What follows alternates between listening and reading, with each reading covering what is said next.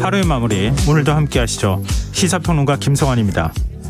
지난 35년간 소외된 이웃들에게 따뜻한 밥 한 끼를 제공해온 다일 공동체의 바포운동이 중단될 위기에 처했습니다.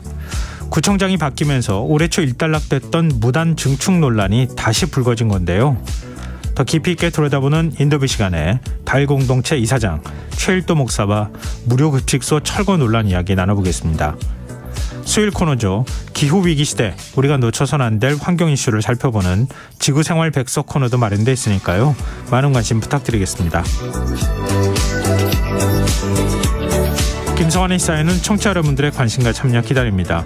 방송 내용과 관련해 의견 있으신 분들은 문자 보내주십시오. 당첨된 분들께는 모바일 쿠폰 보내드릴 텐데요. 참여하실 번호는 샵 9730이고요. 짧은 문자는 50원, 긴 문자는 100원의 이용료가 부과됩니다. 콩 어플리케이션과 KBS 1라디오 유튜브 채널을 통해서도 저희 방송을 실시간으로 시청 또 참여하실 수 있습니다. KBS 1라디오 김성환의 시사야. 그럼 지금 시작하겠습니다.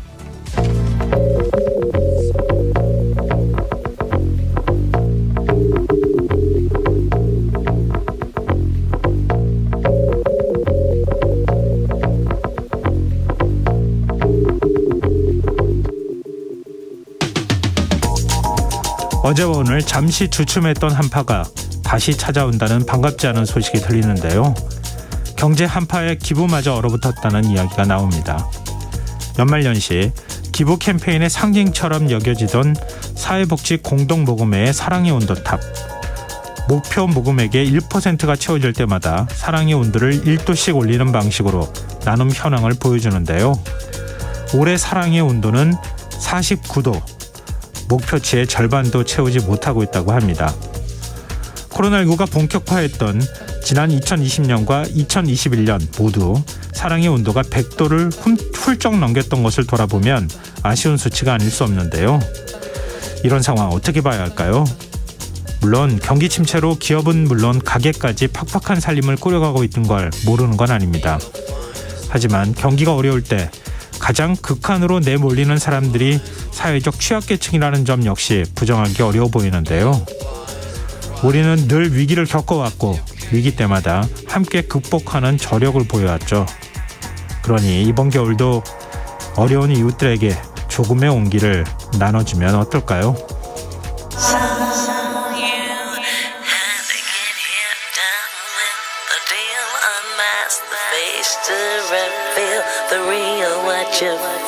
You and your everyday situations, all the unnecessary complications. 오늘 밤 당신 안에 꿈틀거리는 지식충전 본능이 깨어납니다. 여러분의 자유탐구 영역 김성환의 시사야. 오늘 놓쳤던 뉴스 꼼꼼히 정리해드리는 뉴스야 시간입니다. 오늘은 김민하 시사평론가 나와 계십니다. 안녕하세요. 안녕하세요. 네. 윤석열 대통령이 오늘 기획재정부로부터 신년 업무 보고를 받는 자리에서 노조 부패를 거론하며 적폐청산의 필요성을 강조했어요. 그렇습니다. 오늘 청와대 영빈관에서 오전에 기획재정부가 첫 신년 업무 보고를 했는데 예. 이것은 이제 제12차 비상경제민생회의와 대통령 자문기구인 국민경제자문회의를 겸해서 이제 진행을 했고 예. 그러다 보니까 윤석열 대통령의 발언이나 이런 것들이 이제 언론에 이제 상당히 많이 이제 보도가 됐는데요.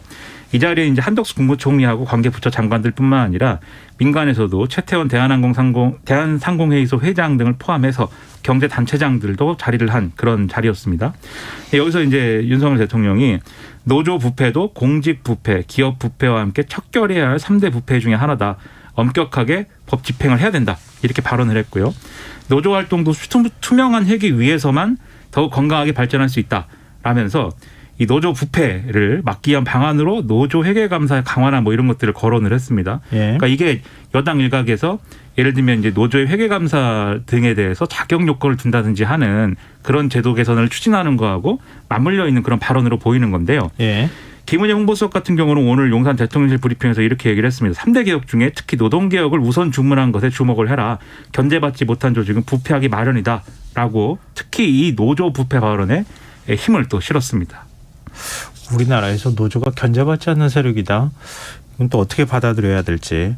또 대한상의를 찾아가서 노동개혁을 약속하는 모습은 또 어떻게 이해해야 할지 좀 헷갈리기도 하는데요. 이정식 고용노동부 장관이 지금 말씀하신 대로 대한상공회의소를 찾아가서 이렇게 얘기를 했습니다. 대통령이 노동시장 개혁을 반드시 추진한다는 의지를 강조했고 정부도 조만간 노동시장 개혁 추진 계획을 발표할 예정이다. 이 경영계의 역할이 필요하다 이렇게 얘기를 했는데요. 이 노동개혁은 그럼 뭐냐? 지난번에 이제 좀 전해드린 이 연장노동 관리 단위를 주에서 월 이상 확대하는 것 그리고 직무 성과 중심의 임금체계 개편 등을 골자로 한 이 정부의 이제 개혁안이다라는 겁니다. 노동계는 이 개혁안이 주 69시간 이상의 과로를 조장할 수 있다라면서 우려를 하고 있는 그런 상황이죠. 특히 이제 윤석열 대통령이 앞서 전해드린 노조 부패 발언에 대해서 오늘 민주노총이라든가 항노총은 굉장히 강하게 반발을 했습니다. 네. 민주노총 같은 경우에는 반노동 노조 혐오 발언이 극에 달했다. 이 근거를 대지 못하면 남은 임기 내내 반노동 정권을 향한 노동자 투쟁에 직면할 것이다. 라고 주장을 했는데 그러니까 윤석열 대통령이 어떤 특정한 사건이나 뭐 이런 맥락이 있는 것도 아닌데 예. 말씀하신 것처럼 노조는 반드시 뭐 부패를 해야 되는 조직인 것처럼 부패가 자동으로 해야 되는 조직인 것처럼 근거 없이 발언한 것은 그것이 이제 노동 탄압이다라고 지금 주장을 하고 있는 겁니다. 약간 좀 의문이 드는 게요. 국민경제자문회의에 노조는 지금 안 들어가 있습니까? 안 왔습니다. 네. 그러면은 대한상의 앞에서 노조 개혁을 하겠다 얘기하거나 뭐 지금 이제 윤석열 대통령도 상의 회장이 와 있는 자리에서 얘기를 했다 그러잖아요. 그리고 노동부 장관은 지금 상의를 찾아가 가지고 그 자리에서 얘기를 했다는 거잖아요. 그러면은 기업들한테 노조 나 개혁할 테니 하겠다 약속하는 거나 다름없는 것처럼 메시지가 받아들여지지 않을까요? 그래서 이제 좀 기업에 기울어진 거 아니냐 이제 이런 시각인 것이죠. 예. 그리고 실제로 방금 말씀드린 노동개혁 아니라고 하는 것도 이것도 이제 미래노동시장연구에서 이제 논의한 내용 권고안을 가지고 이제 개혁안을 만드는 거 아니겠습니까? 네. 근데 그 과정에 이른바 노동계 뭐 예를 들면 뭐 민주노총, 한국노총 등을 포함해서 이런 시민사회 조직들하고 공청회나 이런 것들은 진행한 바 없고요. 의견을 들은 바도 없고. 네. 다만 이제 이 기업 측으로부터는 재계로부터는 의견 들었거든요. 예. 그러니까 그런 점까지 좀 포함을 해보면 노동개혁이라고 하는 큰 어떤 그런 맥락은 노동계의 이 뭐 어쨌든 납득이든지 동의든지 이런 것들이 필요한 것인데 예. 그게 이렇게 근본부터 없는 상황에서 계획대로 잘 될 수 있을까? 여러모로 이제 의문과 걱정이 생기는 겁니다. 예, 뭐 대통령이 노동개혁을 얘기할 수는 있을 것 같은데요. 그 상대 예를 들면 뭐 양대 노총의 관계자가 참석한 자리에서 노조 개혁할 필요 있습니다. 아니거나 그렇게 얘기하거나 아니면 대화를 하거나 이렇게 하는 게 모양상으로는 맞지 않나. 약간 좀 의문이 들어서 그렇습니다. 그리고 노조 회계 문제 이런 거는요 사실 노동 개혁인지도 좀 의문입니다. 뭐 노조 개혁이라고는 할 수 있겠죠. 노조 개혁이나 뭐 민주노총 개혁이라고 할 수는 있겠지만 네. 이 노동 개혁이라고 하면 전통적으로 우리가 생각하는 의지가 있지 않습니까? 임금 구조를 개편한다든지 뭐 방금 말씀드린 노동 시간 문제라든지 또는 뭐 정규직을 뭐 중규직화한다 뭐 이런 거라든지 그런 건데 다소 이 정부에서는 약간 핀트가 좀 다른 쪽으로 가는 거 아닌가라는 생각도 좀 듭니다. 네. 그리고 계획재정부가 오늘 2023년 경제정책 방향을 발표했어요. 이거 굉장히 중요한 건데 부동산 시장 연착륙을 위해서 다주택자에 대한 규제를 대폭 풀겠다 이런 뜻을 밝힌 거죠. 그렇습니다. 뭐 이 경제정책 방향 전반적으로 이제 뭐 내년도에 뭐 경제성장률 1.6%밖에 안 된다라든지 뭐 여러 가지 내용이 있지만 가장 많이 이제 스포트라이트 받은 게 부동산 시장에 관한 건데요. 예. 일단 취득세와 양도소득세 중과 그리고 대출금지 등의 다주택자가 집을 더 사는 것에 방해가 되는 이런 각종 중과 규제를 완화를 하고 임대사업자에 대한 지원 조치를 부활시키기로 한 게 핵심입니다. 그래서 이 가지고 있는 집 개수에 따라서 8% 또 12% 등으로 다르게 설정되어 있는 다주택자 대상 취득세 중과세율에 대해서 이것을 4%, 6% 등으로 완화하겠다라는 거고요. 내년 5월까지 한시 유예 중인 양도소득세 중과 배제 조치도 일단 1년 연장을 하고 근본적인 개편 방안을 찾기로 하겠다라는 겁니다. 그리고 규제 지역에서는 원천적으로 막혀있던 다주택자에 대한 주택 대출 의 경우에는 주택담보대출비율 그러니까 LTV를 30%까지 허용하기로 한다는 거고요. 그리고 분양권, 주택 입주권, 단기 양도세율에 대해서는 1년 미만 70%를 45%로 낮추기로 했다. 즉 세부담을 줄여준다라는 겁니다. 그리고 이제 임대사업자 지원에 관련돼서는 85세제곱미터 이하의 아파트에 대한 장기 매입 임대 등록을 재개를 한다고 하고요. 예. 이게 그러니까 임대사업자 등록이 무슨 뭐 투기의 원흉이 됐다 이래가지고 지난 정부에서 예. 그렇습니다. 이 안 했던 건데 근데 이걸 재개를 하고 취득세 감면, 양도세 중과 배제, 종합부동산세 합산 배제 등의 세제 인센티브를 제공을 한다라는 거고 규제 지역 내 주택대출 LTV 상한도 일반 다주택자보다 임대사업자 등록을 하면 늘려준다. 이런 방안을 검토 중이다라고 하는 겁니다. 주택을 취득할 때도 그렇고 그다음에 예를 들면은 뭐 주택을 취득할 때 대출 규제도 그렇고 지금 다주택자라도 주택 집 사는 데 있어서 어떤 제한도 두지 않겠다는 어떤 정책적 의지를 좀 드러냈다고 할 수 있는데요. 근데 이게 지금 입법 사안입니까? 아니면은 시행령만 바꿔도 되는 겁니까? 이게 사안에 따라 다른데요. 예를 들면 양도세 중과 배제 기간 연장한다든지 이런 것들은 시행령 개정만으로도 가능합니다. 예. 그렇지만 앞서 말씀드린 뭐 세율 조정에 관한 거라든지 여러 가지 또 부분에 대해서는 또 국회 동의가 필요한 입법 사안이거든요. 예. 그러면 이런 법규 개정 사안들이 국회에서 잘 처리가 될 수 있도록 또 역할을 해야 되는데 일단 추경호 부총리는 이 야당하고의 협의나 이런 것들을 열심히 해보겠다라고 얘기를 했지만 현실적으로 그게 가능한 것이냐 상당히 좀 의문이 제기가 되고 있는 것이죠. 그러면 야당 반응이 중요하지 않겠습니까? 그렇습니다. 더불어민주당은 이 방금 말씀드린 2023년도 경제정책 방향 보고 전반에 대해서 속빈 강정이다라고 좀 혹평을 했습니다. 예. 그래서 경제 위기에 불이 발등에 떨어졌는데 위기를 타개할 의지도 없고 위기 극복을 위한 해법도 제시하지 못한 거다라고 했고요. 그리고 이제 좀 힘을 모아달라 이렇게 정부가 호소한 거에 대해서도 뭐 야당에는 대통령의 고집을 강요하고 노동계에는 굴복을 압박하고 있는데 어처구니가 없다라면서 좀 이 비판을 했습니다. 그리고 특히 이제 국회 국토교통위 야당 간사 최인호 민주당 의원이 부동산 대책과 관련돼서 얘기를 했는데 네. 집 없는 사람이 집을 살 수 있는 정책이 아니라 투기 세력의 집을 더 많이 사라는 정책이다. 일반 실수요자들의 거래는 늘지 않고 투기 세력에 의한 거래만 활성화돼서 단기간 효과만 있을 뿐 양극화 심화와 부작용만 커지지 않을까 우려스럽다. 이렇게 비판을 해서 뭐 야당은 상당히 안 좋은 반응을 보이고 있습니다. 네. 그리고 국민의힘 의원들이 복귀한 이태원 참사 국정조사 특위 오늘 첫 현장 조사에 나섰어요. 그렇습니다. 지난달 24일에 국정조사 계획서 국회 본회의 통과가 된 지 이제 거의 한 달 이상 지난 그런 상황인 건데 예. 애초에 현장 조사는 뭐 말씀하신 대로 더불어민주당, 정의당, 기본소득당 이렇게 세 개 당만 참여하는 그런 상황이었던 것이죠. 하지만 국민의힘이 특위에 유가족들과의 만남 이후에 전격적으로 복귀를 하면서 어쨌든 여야 합동으로 이제 오늘 진행이 됐습니다. 이 특위위원들은 먼저 녹사평역 인근에 있는 이제 시민 분향소를 찾아서 조문을 했는데요. 여기 있는 이제 유족들의 반응이 뭐 좋지 않았겠죠. 좀 많이 이제 울음을 터뜨리기도 하고 네. 뭐 국정조사 진실규명 구호를 외치기도 하고 왜 이제 왔느냐 이렇게 원망도 하고 이런 이제 모습들이 이어졌고요. 이 특위가 조문을 마친 이후에는 참사가 발생한 현장인 해밀턴 호텔 옆 골목길로 이동을 했습니다. 그래서 여기서 이제 소방 관계자의 당시 현장 상황 보고를 받았고 그다음에 이제 이태원 파출소로 자리를 옮겨서 이 참사를 전후한 경찰 대응이 제대로 된 것인지에 대해서 또 따지는 이런 절차를 거쳤습니다. 그리고 오후에는 서울경찰청 그리고 서울시청도 찾아서 이 신고가 들어왔던 것들에 대해서 제대로 대응했는지 여부 등을 또 확인을 하는 이러한 현장 조사 일정이 이어졌습니다. 지금 국정조사 기간이 불과 17일밖에 안 남지 않았습니까? 그렇습니다. 지금 국정조사 기간 연장 가능성을 두고서도 서로 간에 지금 여야 간의 이해관계가 좀 다른 것 같아요. 그렇습니다. 지금 이제 내년 1월 7일까지가 기한이거든요. 예. 그런데 지금 뭐 이미 상당기를 이제 소비를 했기 때문에 말씀하신 대로 17일밖에 남지 않아 있습니다. 당장 민주당은 기간 연장을 요구를 하고 있는데요. 반면 국조특위의 야당 간사인 이만희 국민의힘 의원의 경우에는 어제 이렇게 얘기를 했습니다. 지금까지 국민의힘은 기한 연장을 고려하지 않고 있다. 그리고 지금 단계에서 논의할 사항은 아니다. 이렇게 선을 그었고요. 예. 근데 이게 뭐 기간 연장에 대해서만 좀 이렇게 쟁점이 형성이 됐으면 그래도 좀 논의를 해볼 텐데 지금 증인 문제를 놓고도 서로 대립을 하고 있거든요. 예. 더불어민주당의 경우에는 한덕수 국무총리를 이 청문 일정의 증인으로 나오게 해야 된다 이렇게 주장을 하고 있는데 국민의힘은 이 이른바 이제 닥터카 탑승 논란이 일고 있는 신현영 더불어민주당 의원 이걸 가지고 예. 이태원 참사 국정조사 증인으로 채택을 해야 된다 이 주장을 하고 있기 때문에 이 간극이 좁혀질 것이냐 이것은 좀 의문이긴 합니다. 연장이 되겠습니까? 조사 기간이? 뭐 지금까지 말씀드린 내용으로 보면은 연장은 어렵지 않겠느냐라고 생각할 수 있는데요. 여야 합의로 연장하기는 어렵다. 이게 뭐 좀 더 정확한 표현이 될 것 같네요. 그렇습니다. 왜냐하면 민주당은 연장해야 되는 뜻이니까 야산당과 함께. 그렇습니다. 다만 이제 뭐 희망적인 부분이랄까요? 낙관할 수 있는 부분도 뭐 잠깐 말씀을 드리자면 일단 주호영 원내대표의 경우에는 지금은 연장을 할 것인지 말 것인지 언급하는 게 적절하지 않다. 기간이 주어진 데까지 해보고 더 필요한지를 그때 가서 판단을 하겠다라고 언급을 했기 때문에 어쨌든 여지를 두긴 했습니다.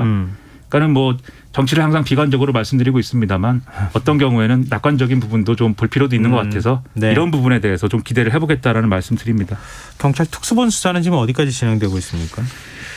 특수본이 이제 어제 오후에 이임재 전 용산경찰서장하고 송병주 전 용산서 112 상황실장, 박희영 용산구청장 그다음에 최원준 용산구청 안전재난과장 등에 대해서 구속영장을 신청을 했는데요. 예. 지금 이임재 전 서장하고 송병주 전 실장에 대한 영장 신청은 이번이 두 번째입니다. 이들에게 적용된 혐의는 업무상 과실치사상이고 이임재 전 서장에게는 허위공문서 작성 행사 혐의가 추가가 돼 있고요. 앞서 이제 또 이제 최원준 용산구청 안전재난과장에 대해서는 직무유기 혐의도 추가가 돼 있습니다. 그런데 핵심은 이제 이임재 전 서장인 것 같아요. 예. 이임재 전 서장에 대해서 영장이 이번에 발부가 되면 그 윗선으로 갈 수 있는 수사가 탄력을 받을 것이다. 그래서 김광호 서울경찰청장이라든가 윤희군 경찰청장 등 경찰 수뇌부에 대한 수사도 기대해 볼 수 있다. 이런 얘기가 나오는데 반면 이번에 또 구속영장이 기각이 되면 지금 용산서장도 구속이 안 되는데 그 윗선으로 수사가 갈 수 있겠느냐. 그래서 동력이 떨어질 것이다. 이런 얘기가 나오고 있어서 상당히 관심이 집중이 되고 있습니다. 일단 이 사람들에 대한 영장실질심사는 23일 오전과 오후에 나눠서 진행을 할 예정이었는데 박희영 용산구청장의 경우에는 코로나19에 확진이 됐다고 합니다. 예. 그래서 26일 이후로 구속심사가 미뤄진 상황입니다. 네. 근데 한덕수 국무총리가 무단횡단을 했다 이런 신고가 국민신문고에 접수가 됐습니까? 이태원 참사 이 희생자 시민 분향소를 찾았다가 유가족들이 반발을 해서 한덕수 국무총리가 발길을 돌렸다. 이 소식을 이제 그저께도 전해드렸는데요. 네. 이 무단횡단을 했다는 신고가 국민신문고에 접수가 됐다는 겁니다. MBC가 시사주간지 시사인의 촬영물을 제공받아서 유튜브에 공개한 영상을 보면 한덕수 총리가 지난 19일 오후에 용산구 이태원 광장에 있는 이 합동분향소 들렀다 떠나면서 길 건너편에 있는 전용차를 타기 위해서 녹사평역 사거리 신호등 앞에 멈춰 서는 장면이 나옵니다. 그런데 현장에서 취재진이 이상민 장관 사태에 대해서는 어떤 의견이냐는 등의 질문을 막 하니까 신호등이 빨간불인데도 횡단보도를 건너갔다라는 거고요. 이 과정에서 수행원들이 이 차들을 이제 막았는데 그러다 보니까 차들은 또 당연히 이제 지나가도 되는 상황이니까 지나가려다가 누가 막 건너고 있고 사람들이 때를 지어오니까 급정거를 하고 네. 뭐 이런 상황들이 이어졌다라는 것이죠. 그리고 한 온라인 커뮤니티에 한 이용자가 이 영상의 상황을 근거로 해서 내가 이거 경찰에 신고했다 글을 올렸는데 실제로 이게 이 방금 말씀드린 국민신문고에 접수가 돼서 용산경찰서로 민원이 입첩된 것까지 언론을 통해서 확인이 돼 있습니다. 네. 근데 이제 한덕수 총리 측은 당시에 용산경찰서의 경찰관의 지시에 따라서 횡단보도를 건넜다라고 해명을 했다는데요. 네네. 그렇기 때문에 도로교통법 위반이 아니다라는 얘기를 하고 있다고 합니다. 그렇죠. 그 설명대로라면 맞기는 하는 거죠. 근데 제가 이제 도로교통법은 뭐 확실히는 모르겠습니다만 예. 이렇다고 하면은 사실 그 상황에 그 길을 건너게 하는 게 또 경찰관의 처치는 또 맞았는가 이런 의문도 또 들거든요. 네. 저는 항상 뭐 파란불에 건너고 있습니다만 그럴 때도 항상 위험한데 초록불입니다. 그렇죠. 네. 근데 여러모로 어쨌든 위험한 상황이 될 수 있지 않습니까? 네. 그런 생각을 해보면 이게 맞는 건 잘 모르겠습니다. 자꾸 한덕수 국무총리가 논란이 좀 되는 것 같습니다. 지금 여러분께서는 KBS 1라디오 김성환의 시사회와 함께하고 계십니다. 계속해서 뉴스야 이어가겠습니다. 김진표 국회의장이 오는 23일 국회 본회의를 열어서 내년도 예산안 처리하겠다 이런 입장을 밝혔잖아요. 그러면은 지금 이틀밖에 안 남은 거 아닙니까? 그렇죠. 일단 김진표 의장이 공지한 일정은 말씀하신 대로 2023년도 예산안 처리를 위한 본회의를 23일 오후 2시에 개회할 예정이다라는 겁니다. 그리고 이 내년도 예산안에 대한 교섭단체 간 합의가 이루어지면 합의가 이루어지지 않으면 본회의에 부의된 정부안 또는 민주당 수정안을 처리할 예정이다. 라고 이제 공지를 한 것인데요. 예. 김진표 의장은 또 기자들에게 이 지금 협상 과정을 또 얘기를 하기도 했습니다. 그래서 최대 쟁점인 법인세 그리고 행안부, 경찰국 그리고 법무부 인사정보관리단 예산 어떻게 되고 있느냐라는 거에 대해서 이견이 좁혀지고 있기 때문에 가능하면 이번 주 안에는 끝내려고 한다 이렇게 얘기를 했거든요. 네. 그러면 이 모든 사정을 감안하면은 지금 정부의 개수조정 작업, 이른바 시트 작업이라고 하는 이게 걸리는 시간까지 감안을 하면 내일까지는 여야 합의가 이루어져야 23일 본회의에서 예산안이 통과가 되는 것인데 네. 과연 그 희망을 가져도 되는 것인가 지켜봐야 되겠죠. 근데 지금 예산안과 관련한 뭐 법인세, 행정안전부, 경찰국, 법무부 인사정보관리단 예산 거의 의견 좁혀지고 있다 그러는데 어디까지 좁혀져 있는지 모르겠어요. 지금 5억밖에 차이가 안 난다면서요. 그렇습니다. 그 5억 때문에 전체 예산이 다 볼모로 잡혀 있는 네. 게 맞냐 이런 지적도 나오는데 일단 언론에 좀 보도가 되긴 했습니다. 양당 원내대표의 경우에도 김진표 의장 중재하에 뭔가 조정이 되고 있다라는 언급은 일단 했는데 예. 언론 보도를 보면 일단 여당은 법인세 최고세율 1%포인트 인하안을 이거는 수용을 하되 3천억 원 초과 과세 표준은 상향 조정을 해서 이 좀 인하 효과를 더 늘리자라는 어떤 그런 대목으로 얘기를 하고 있다라는 거고요. 예. 그다음에 경찰국 등에 대한 예산은 지금 원래는 예비비로 편성을 하는 게 김진표 의장 중재안인데 정식 예산으로 편성을 하지만 행안부 장관을 치안행정에서 배제하도록 하고 또 법무부 인사정보관리단장에 대해서 검사 출신 이외의 인물도 맡을 수 있도록 하는 방안을 검토 중이다. 뭐 이렇게 보도가 되고 있습니다. 네. 근데 이게 합의안이라고 하면 이걸 가지고 또 대통령실을 설득해야 되는 과정이 또 필요하지 않겠습니까? 네. 그렇기 때문에 김진표 의장이 굳이 이런 좀 긴 얘기를 한 것은 결국 이 최종안이 받아들여지지 않을 경우에는 민주당 수정안이라도 반드시 내가 처리하겠다라는 취지로 얘기를 한 거다. 그러니까 일종의 대통령실까지 겨냥한 압박이 아니냐 이렇게 해석할 수 있는 대목이다라는 거죠. 마지막 데드라인을 제시했다? 그렇습니다. 이 표결을 한다고 하지 않았습니까? 그리고 예. 정부안 또는 민주당 수정안이다라고 얘기를 했습니다. 예. 이 회의 형식상 표결을 들어가면은 일단 원안을 표결을 해야 되는데 예. 수정안을 제시를 하면 원안보다 수정안 먼저 표결을 하거든요. 네. 그런데 민주당은 지금 수정안을 제출하겠다고 이미 해놓은 상황 아닙니까? 예. 그럼 이 얘기는 형식 논리적으로 볼 때 민주당 수정안을 표결에 붙이겠다는 얘기입니다. 23일에. 네. 네. 과연 이제 그 상황으로 갈 것인지 아니면 합의안을 표결할 것인지 선택해라라는 얘기라는 거죠. 또 역으로 생각하면 거의 근접했으니까 그렇죠. 이 정도는 되지 않겠느냐 이런 희망 섞인 얘기를 또 한 거 아니까 저도 긍정적으로 그렇습니다. 뭐, 예, 세상에 희망도 있어요. 네, 맞습니다. 희망이 분명히 있습니다. 네. 윤석열 대통령이 강조한 핵심 국정과제 초등 돌봄 예산이 제대로 책정되지 않았다 이런 지적이 나온다고요. 그렇습니다. 지난 5년 동안 정부는 초등 돌봄 교실을 늘려서 안정적인 운영을 하자라는 취지로 예산을 매년 한 200억 넘게 투입을 해왔는데요. 네. 돌봄 교실이 그래서 3,000개 가까이 늘어나서 올해 한 1만 5천여 곳 정도가 운영 중이라고 합니다.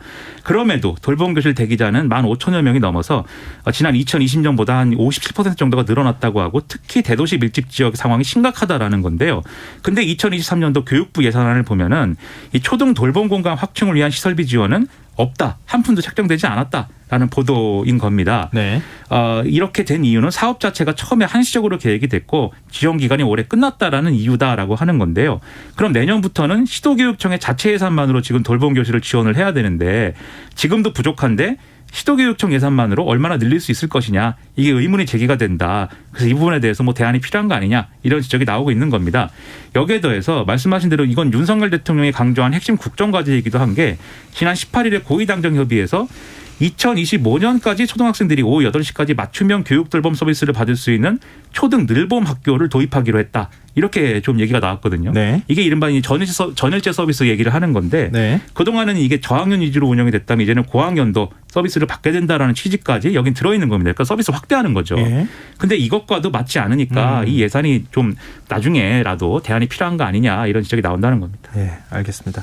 좀 마지막 뉴스인데요. 서울시가 전국 장애인 차별 철폐연대가 지하철 시위를 제기할 경우에 손해배상 소송을 제기하겠다 이런 내부 방침을 세웠다고요. 그렇습니다. 아시다시피 오세훈 서울시장이 국회 예산 처리를 보자라면서 일단 시위 중단을 요청한 거에 대해서 전 장애인이 받아들이지 않았습니까? 그런 상황에서 서울시는 전 장애인이 만약에 지하철 탑승 시위를 재개를 하게 되면은 지난해 말부터 시위로 발생한 손실에 대해서 서울교통공사가 손해배상 청구 소송을 제기하도록 한다라는 내용의 내부 방침을 세웠다라고 이제 밝혔다라는 겁니다. 네. 그러면 손해배상 규모는 얼마나 되느냐? 승객의 환불 요구액과 임시열차 운행, 운임 손실 등을 다 계산을 하면 약 4억에서 5억 원 정도가 될 것이다라고 한다는데요. 뭐 전장인 입장에서는 상당한 부담이 될 걸로 보입니다. 서울교통공사가 제기한 소송과 관련해서는 법원 차원의 조정안이 나왔다고요? 지난해 10월에 전장인이 진행한 7번의 시위에 대해서 3천만 원 규모의 손해배상 소송을 서울교통공사가 제기한 그런 상황인데요. 예. 지난 19일에 서울중앙지법이 강제조정 결과를 이제 내렸습니다. 그래서 공사가 장애인에게 발생한 사망사고에 대해서 유감을 밝히고 그리고 지금 지하철 역사 중에 엘리베이터 동선이 미확보된 19개 역사에 대해서 엘리베이터를 2024년까지 설치해라. 그리고 전장에는 이 시위로 인한 피해에 대해서 유감스럽게 생각한다라고 밝히고 네. 그리고 이 열차 운행 지연 시위는 중단하는 걸로 하자라는 이제 내용이었습니다. 만약에 이 시위를 전장인이 또 하면은 1회당 500만 원씩 공사에 지급하도록 한다라는 내용인데요. 예. 일단 2주 안에 이의를 제기를 하면은 조정이 결렬돼서 다 재판을 해야 됩니다. 이의 제기 안 하면 이게 확정이 된다고 합니다. 네, 그 결과를 좀 우리가 지켜보면 어떨까 싶네요. 자, 오늘 뉴스 여기까지 하겠습니다. 지금까지 김민하 시사평론가였습니다. 고맙습니다. 고맙습니다.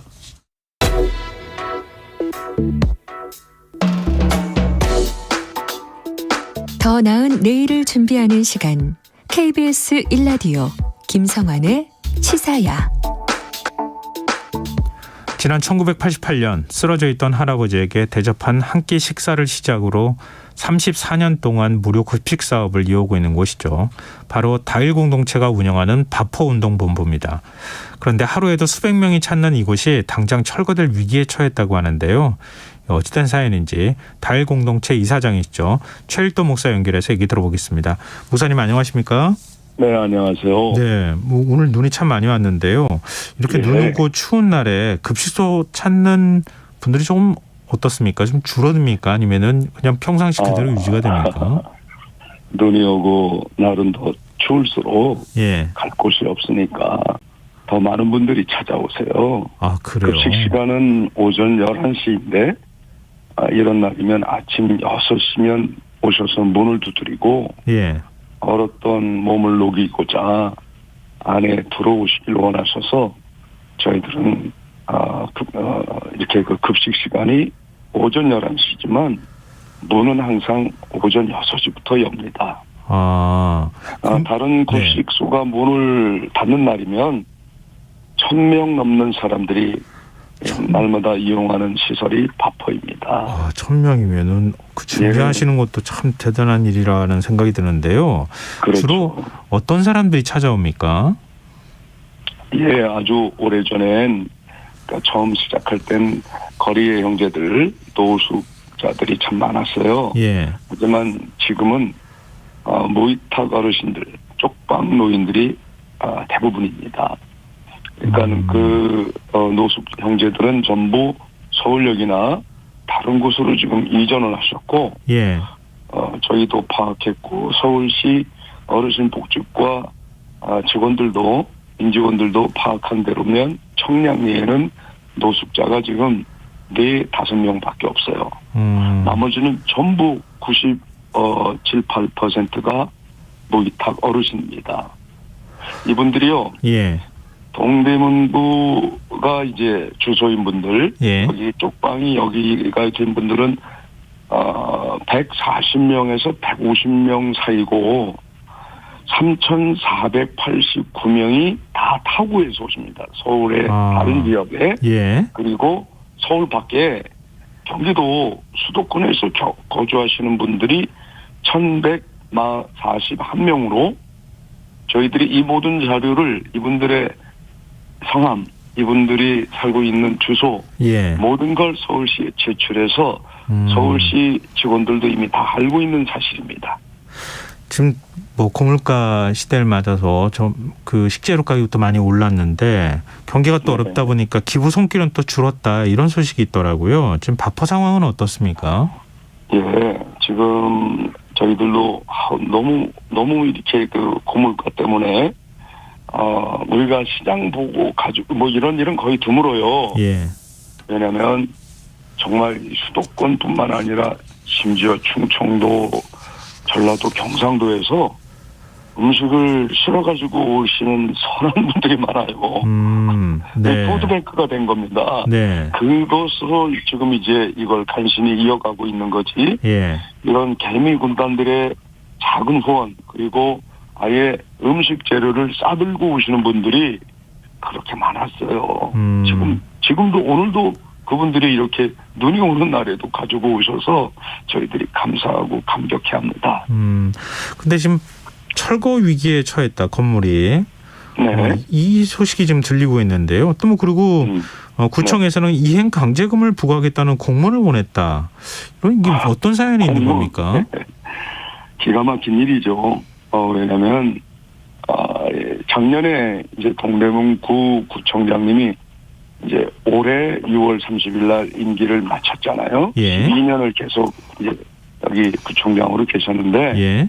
그분이 계실 때 증축을 허락했어요. 예. 허락 정도가 아니라 적극 지원을 하셨습니다. 예. 그런데 그걸 서울시에서 불법이라고 어르신 복지과 과장님이 저를 고발을 해서 예. 난리가 났었죠. 예, 바로 예. 이제 그게 올 1월 달이에요. 예. 그래서 이제 12개월이 지났어요. 예. 그때 오세훈 시장님이 저를 만나서 그분이 세우로 짓고 있는 증축 시설을 기부 체납을 하는 조건으로 예. 이 서울시 시유지를 쓰십시오 하고 허락을 받았어요. 예. 그리고 서울시는 허락을 했을 뿐만 아니라 그 당시 저를 고발한 어르신복지과 과장을 대기 발령시키고 사과까지 했습니다. 예. 왜냐하면 그 건물을 지은 건 저희가 아니고요. 예. 12년 전 서울시가 지었던 건물이에요. 아, 서울시가 지었다고요? 그럼요. 예. 그건 지금 서울시 건물이고 서울시 땅입니다. 예. 그런데 그러면 서울시에게 행정소송을 하고 서울시에게 불법이라고 통보를 해야죠. 예. 왜 민간 단체에게 하냐고요. 동대문구청이. 예. 이게 잘못된 거거든요. 예. 그러니까 이제 저희가 억울한 게 뭐냐면요. 예. 뭐 이 사실을 모르는 분들은 왜 좋은 일 하시는 분이 법을 어겨가면서까지 하십니까? 그래요. 네. 그게 제일 억울한 일이에요. 왜? 그렇게 구청과 시청이 언론 플레이를 했으니까요. 예. 그러나 저희들은 이 아는 분들은 다 압니다. 그리고 반드시 반전이 일어나리라 전 믿고 있는데요. 예. 구청이 잘못했고 시청이 잘못했습니다. 저희들은 건축 허가권자는 시장도 아니고 대통령도 아니고 구청장이잖아요. 예. 구청장이 하라고 한 걸 한 거예요. 그런데 서울시가 그땐 고발해서 다시 그분들이 사과했고 적극 지원하겠다고 했는데 예. 그런데 이번에는 또 구청이 고발한 거예요. 구청장이 그 사이 바뀌었지 않습니까? 네네. 예. 새로운 구청장은 이 복지시설을 지금 불법 시설이라고 하고 있고 예. 이 민간 단체를 불법 단체로 지금 규정하고 있는 거예요. 자기는 불법과 타협이 없다 이러면서 계속 한 번도 만나지 않고 이렇게 강제 이행 명령만 내리고 있어요. 근데 이게 지금 행정처리 과정에서 중축을 하면서 문제가 됐다는 얘기도 하고 있거든요. 그건 무슨 그렇죠. 얘기입니까? 그러니까 그 중축을 저희가 한 게 아니고 예.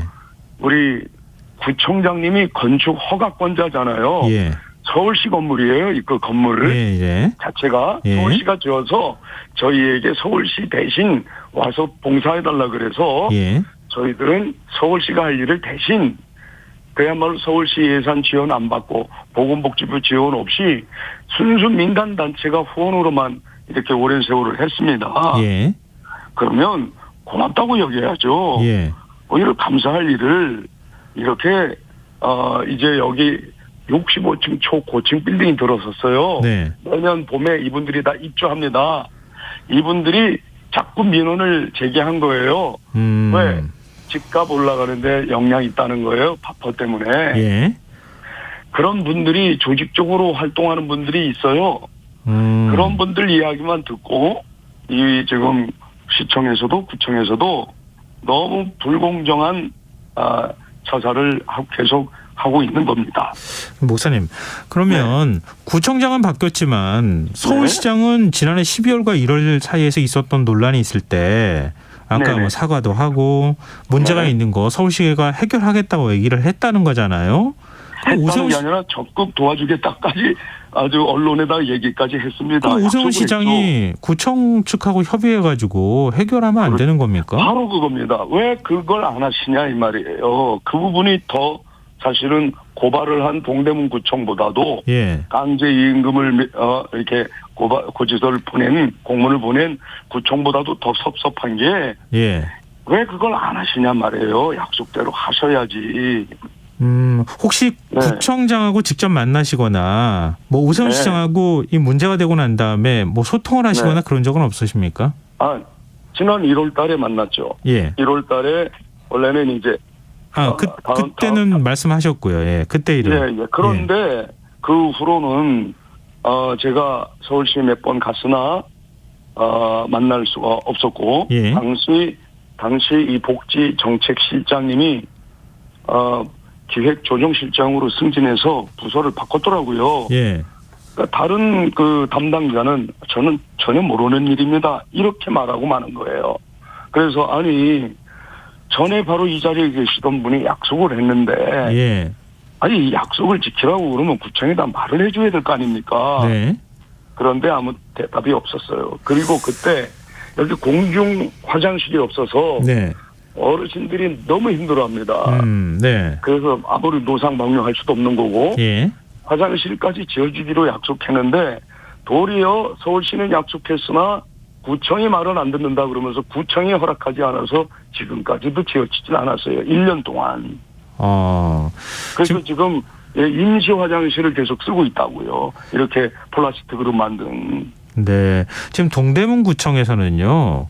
아까 네. 말씀하셨던 것처럼 고층 아파트 들어가는 것에 대해서 지역 주민들의 민원이 들어오고 있다. 이렇게 설명하고 있는 겁니까?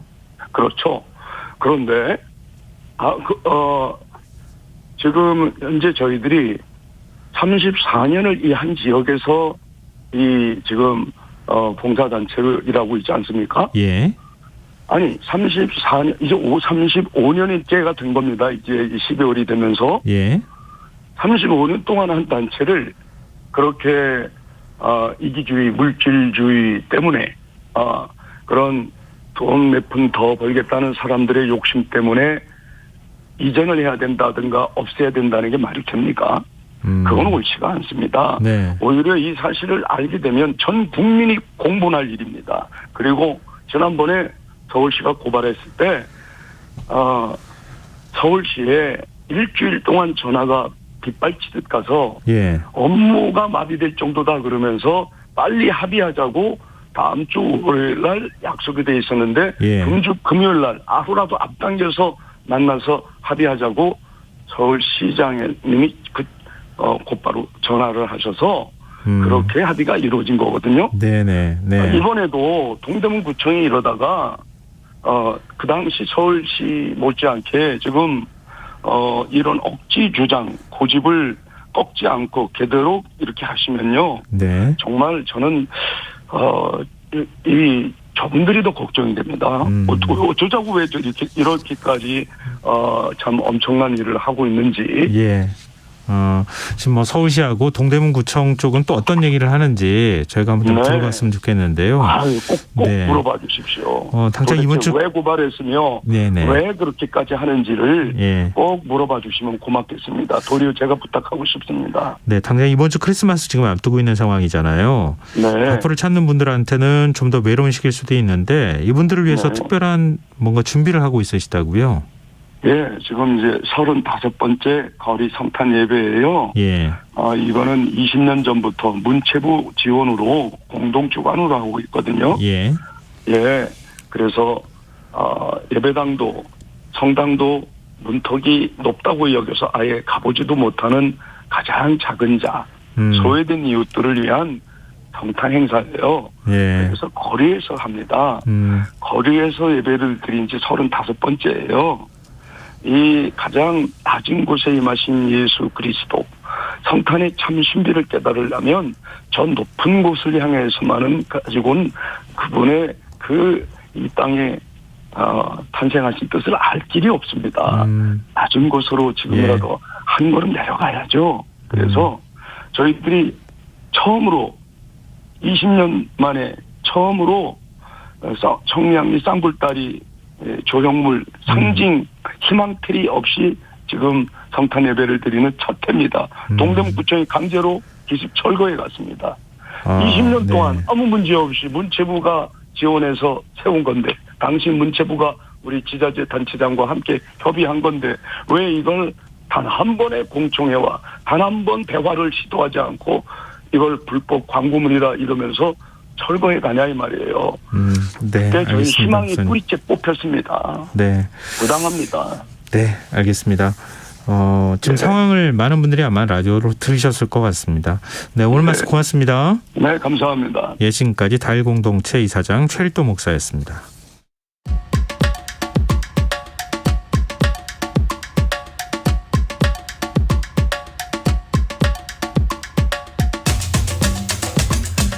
화이트 크리스마스를 기다리시는 분들 많으실 것 같은데요. 이 기후변화가 눈 내리는 날마저 줄이고 있다는 사실 아십니까? 우리가 놓치지 말아야 할 환경 문제와 미래를 위한 생활수칙 꼽아보는 시간입니다. 지구생활 백서 세계일보 윤주로 환경 전문기자 나와 계십니다. 안녕하세요. 네, 안녕하세요. 오늘 시의적절하게 네. 크리스마스를 주제로 기후변화에 대한 얘기 해주신다고요? 네, 이제 크리스마스와 환경에 얽힌 이야기를 뭐 이렇게 토막상식 정도로 이렇게 가볍게 좀 풀어보려고 합니다. 네. 일단은 그 크리스마스라고 했을 때 딱 떠오르는 전형적인 이미지부터 이제 이야기를 한번 해볼게요. 이제 상상을 해보세요. 예. 딱 이제 거실에 트리가 막 이렇게 예쁘게 네. 이제 장식이 돼 있고요. 그 주위에 선물 상자들이 이렇게 놓여 있습니다. 그리고 식탁에 딱 봤더니 막 김이 모락모락 나는 파티 음식들이 쫙 차려져 있고 예. 딱 고개를 돌려서 창밖을 보니까 이제 막 하얀 눈들이 막 쏟아지고 있어요. 이게 이제 전형적인 우리가 떠올리는 이미지잖아요. 근데 여기다가 이제 좀 찬물을 끼얹는 것 같아서 상당히 죄송스러운 마음이 드는데 네. 이제 여기에 등장한 트리, 선물, 음식, 그리고 눈 여기에 대해서 이제 한 번씩 좀 짚어볼까 합니다. 네. 이제 미리 좀 말씀드리면 저도 사실 크리스마스 앞두고 뭔가 이렇게 들뜬 약간 예. 살짝 흥분된 이런 분위기 되게 좋아하거든요. 눈도 너무너무 좋아하고요. 그래서 이제 오늘 드리려는 말씀은 이런 거 다 필요 없어. 기후를 위해서 다 포기해 이런 게 아니고요. 이제 어떻게 하면 우리가 크리스마스의 탄소 발자국을 조금 줄여갈 수 있을까 한번 생각해보자. 이 정도 취지로 좀 이해를 해주셨으면 좋겠습니다. 여러 가지 요소들을 좀 다 얘기해서 어떤 것부터 얘기해 주실지 좀 궁금하긴 한데요. 네. 일단 가장 상징적인 게 크리스마스 트리잖아요. 그렇죠. 그러면은 기후변화와 관련이 있다고 하면 나무가 이산화탄소를 흡수하니까 베면 안 된다. 뭐 이런 얘기를 해 주시는 건가요? 그렇다기보다는 일단 이제 트리를 좀 종류를 나눠서 얘기를 말씀을 드릴게요. 예. 일단은 크게 두 종류가 있죠. 우리 뭐 외국 영화나 이런 데 보면은 가끔 이제 크리스마스에 이제 막 그 주인공들이 나무 파는 가게 가서 나무 잘라와서 집에서 맞아요. 막 이렇게 예쁘게 장식하고 하는 그런 거 나오잖아요. 예. 이렇게 이제 진짜 나무를 쓰는 경우가 있고 또 플라스틱 소재로 된 인조나무가 있죠. 보통은 다 그렇죠. 그렇죠. 우리나라 같은 경우는 다들 네. 아파트 살고 막 이러니까 사실은 뭐 진짜 나무 갖다 놓을 일도 없고 뭘 살까 막 고민하는 그런 것도 별로 없는데 이제 미국이나 유럽에선 요맘때 되면은 어떤 트리를 쓸까, 어떤 게 조금 더 환경적일까, 막 이런 거에 대해서 막 분석하고 막 이런 기사들 이런 게 종종 나와요. 예. 이제 먼저 진짜 나무로 된 트리는요. 이제 말씀하신 것처럼 뭐 나무를 베면 안 된다 이런 이야기일까 이렇게 여쭤보셨는데 예. 이제 우리나라가 특히 좀 그런 것 같아요. 나무를 베면 무조건 나쁘다. 약간 이렇게 인식을 많이 하세요. 우리가 아무래도 이제 뭐 민둥산 이런 이제 기업들이 네네. 아직 남아 있어서 그런 것 같은데, 근데 이제 탄소 배출 측면에서만 보면요, 나무를 그냥 베는 걸로는 사실은 탄소 배출과는 사실은 관련이 없습니다. 아 그래요? 네. 나무가 계속 자라면서 네. 탄소를 흡수할 수도 있는 거 아닌가요? 그렇죠. 흡수를 할 수는 있는데 나무를 벤다고 그러면 얘가 100만큼 먹고 있었는데 예. 100이 다시 공기 중으로 나오느냐? 그건 그거는 아니라는 아니니까. 거예요. 왜냐하면 이제 나무가 이산화탄소를 말 그대로 흡수를 하잖아요. 예. 그럼 그걸로 뭐 에너지원으로 쓰고 이제 네. 거기에 있는 탄소를 갖고서 뭐 기둥도 만들고 줄기도 만들고 뿌리도 만들고 막 이렇게 하잖아요. 예. 그래서 얘를 그냥 곱게 베면 사실 그 탄소는 나무에 갇힌 상태가 돼요. 그래서 이제 우리나라뿐만 아니라 온실가스 목록을 만들 때도 목재로 만든 무언가는 사실 계속 그 탄소를 흡수하는 걸로 이렇게 계산이 돼서 들어가거든요. 예. 네, 그래서 이제 뭐 나무를 태워버린다 그러면 완전 이산화탄소가 막 나오는 거지만 이제 베어낸 상태에서는 저장된다 이런 개념이고. 예. 그래서 이제 나무를 그냥 베서 트리로 딱 두면은 뭐 그거 자체로 막 크게 뭐 배출이 늘어나거나 하는 건 아닌데. 이제 물론 그렇다 할지라도 나무를 기를 때 만약에 여기다가 막 화학 비료를 쓰거나 하면은 네, 거기서 그렇죠. 아산화질소라고 하는 또 온실가스 엄청난 이건 강력한 온실가스거든요. 이게 예. 또 나올 수가 있고 이제 크리스마스 끝났으니까 이제 버리자라고 해서 막 아무 데나 버리면 이게 또 소각되거나 매립되거나 하면 또 온실가스가 나올 수 있고. 네. 아니 그러면은 나무 벤 거 다시 심어 놓을 수도 없고 그럼 네. 어떻게 버려요? 그 이제 가장 이상적인 건 그러니까 나무를 그대로 두면은 오래 보존할 수 있으면 가장 좋은 거라고 말씀드렸잖아요. 그러니까 이게 멀칭이라고 하죠. 우리가 농사 지을 때 땅 마르지 않고 흙 어디로 나가지 말라고 이렇게 비닐로 보통 이렇게 흙 덮어서 거기다가 이제 구멍 뚫어서 작물 심고 네. 하는 그런 건데 이제 그거를 비닐 대신에 요 트리 나무 쓴 걸 뭐 쪼개서 뭐 이렇게 덮어둔다거나 이런 식으로 뭐 재활용을 하면 네. 이제 그나마 가장 환경에 피해가 적다고 하고요. 예. 이제 문제는 인조트리입니다. 인조트리는 뭐 말도 좀 그렇지만 생산 과정부터 사실 화석 연료에서 자유롭을 그렇죠. 수가 예. 없거든요. 왜냐하면 이게 거의 대부분 보면 PVC라든가 P 이런 그 플라스틱 계열이에요. 플라스틱이니까 당연히 석유에서 뽑아냈을 거고 또 가지를 대신해서 철사가 들어가잖아요. 예. 철사 만드는 것도 엄청나게 그 탄소 집약적이고 또 이런 트리를 보면은 국산이 별로 없어요. 네, 그래서 아, 그래요? 그렇죠. 네, 뭐 중국산이나 이런 게 많아서 수입하는 과정에서 또 온실가스를 배출하게 되고. 예. 그러면 이렇게 진짜 나무를 어차피 우리나라에서는 쓰기 어려운데 그러면 뭐 트리 포기하라는 얘기냐 하실 수 네네. 있는데 그 인조트리를 쓰더라도 탄소 발자국을 가급적 줄이는 그런 아주 쉬운 방법이 있습니다. 뭐요? 예, 그냥 오래 쓰면 돼요. 아, 한번 사서. 네네네. 예. 그 한 달 전쯤에 워싱턴 포스트에서 비슷한 이제 기사가 있었는데 예. 원산지라든가 아니면 트리 크기에 따라서 다르긴 하지만 최소 5년. 그래서 길면 한 20년 정도 계속 이 같은 트리를 쓰면 매년 진짜 나무를 사서 쓰는 거랑 비슷하다 이런 내용이 있습니다. 근데 우리 가만 생각해 보면 트리가 뭐 이렇게 뭐 이파리가 떨어져서 버리기도 하지만 그냥 실증나서 다른 걸로 바꾸는 경우도 그것도 많거든요. 유행이 있더라고요. 맞아요. 예.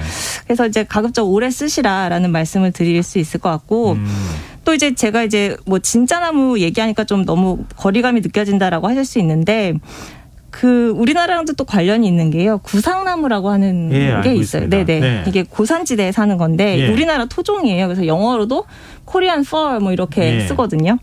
이게 이제 모양이 이렇게 나무 모양이 되게 예쁘다고 해요. 삼각형 이렇게 예쁘고. 트리 만들기 딱 좋은 모양이잖아요. 네, 맞아요. 그리고 네. 잎 뒷면이 약간 은빛으로 좀 빛나는 그런 느낌이 있어서 해외에서 인기가 많다 이렇게 이제 우리 뭐 환경부 이런 데서도 막 얘기를 하는데 예. 그래서 제가 외국 사이트에 한번 가봤더니 이게 엄청 일반적으로 많이 쓰이는 것 같지는 않아요. 그렇진 않은데 이제 파는 우린 그 구상나무를 파는 데서는 약간 다른 나무에 비해서는 조금 비싸게 팔리는 건 맞는 것 같고요. 근데 이제 이 나무가 해발고도 한 1200에서 1500m 이상 그 높은 곳에 살거든요. 그러니까 예. 우리나라에서도 아무데나 다 있는 게 아니라 한라산이나 지리산처럼 좀 높은 그런 몇몇 산에만 사는데 이게 기후변화 때문에 강수량 변동이 심해지고 막 이러다 보니까 이제 예. 집단 고사 막 이런 현상이 벌어지고 있어요. 그래서 세계자연보전연맹에서도 위기종으로 지정해 놓고 있습니다. 이건 상식적으로 우리가 좀 알아두면 좋을 것 같아요. 네. 근데 그러면 그 다음 얘기 우리가 또 해야 될 것 같은데 아무래도 선물 얘기해 주실 것 같아요. 제가 볼 때는. 우리 그 명절 때마다 과포장이 항상 문제되거나 그러잖아요. 맞습니다. 크리스마스 포장 또 이뻐야 되잖아요. 맞습니다. 그 과정에서 환경 오염을 시킬 것 같아요. 네, 뭐 이미 결론을 다 말씀하셨는데 예. 우리나라에서 크리스마스랑 폐기물 뭐 이런 걸 조사한 건 사실 못 찾아가지고요. 네, 다른 나라 자료를 좀 찾아봤는데 다른 나라 얘기지만 우리나라 같은 경우에 뭐 크리스마스보다는 추석이나 설 이런 걸 좀 더 이제 풍성하게 지내니까 그런 기간을 떠올리면서 이제 뭐 들으시면 좋을 것 같아요. 영국 자료인데요. 12월 24일부터 26일까지 3일 동안 예. 영국인 한 사람당 온실가스 배출량이 295kg, 그러니까 대략 한 300kg 정도 된다고 하는데 네. 이게 어느 정도냐? 영국인 1인당 연간 배출량이 6톤이거든요. 그러니까 예. 3일이라고 하면 한 뭐 50kg 정도 배출하는 게 평균이에요. 근데 크리스마스 6배? 전후로는 갑자기 막 6배가 찐다라는 거죠. 그럼 왜 이렇게 뛰냐? 뭐 기본적으로 소비가 크게 늘어서 그렇습니다.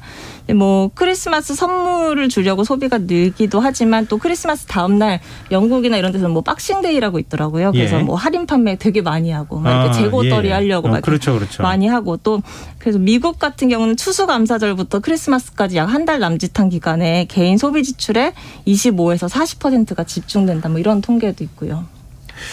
근데 이거는 우리나라보다는 외국이 좀 더 조심해야 될 것 같아요. 우리 네네네. 영화 보면요. 크리스마스 선물 막 산더미처럼 쌓아놓고 막 그러잖아요. 맞아요. 그럼 우리는 그냥 조그마한 거 하나씩 주고 그러는데. 그렇죠. 근데 포장하는 것도 그것도 네. 사실 문제인 거잖아요. 맞습니다.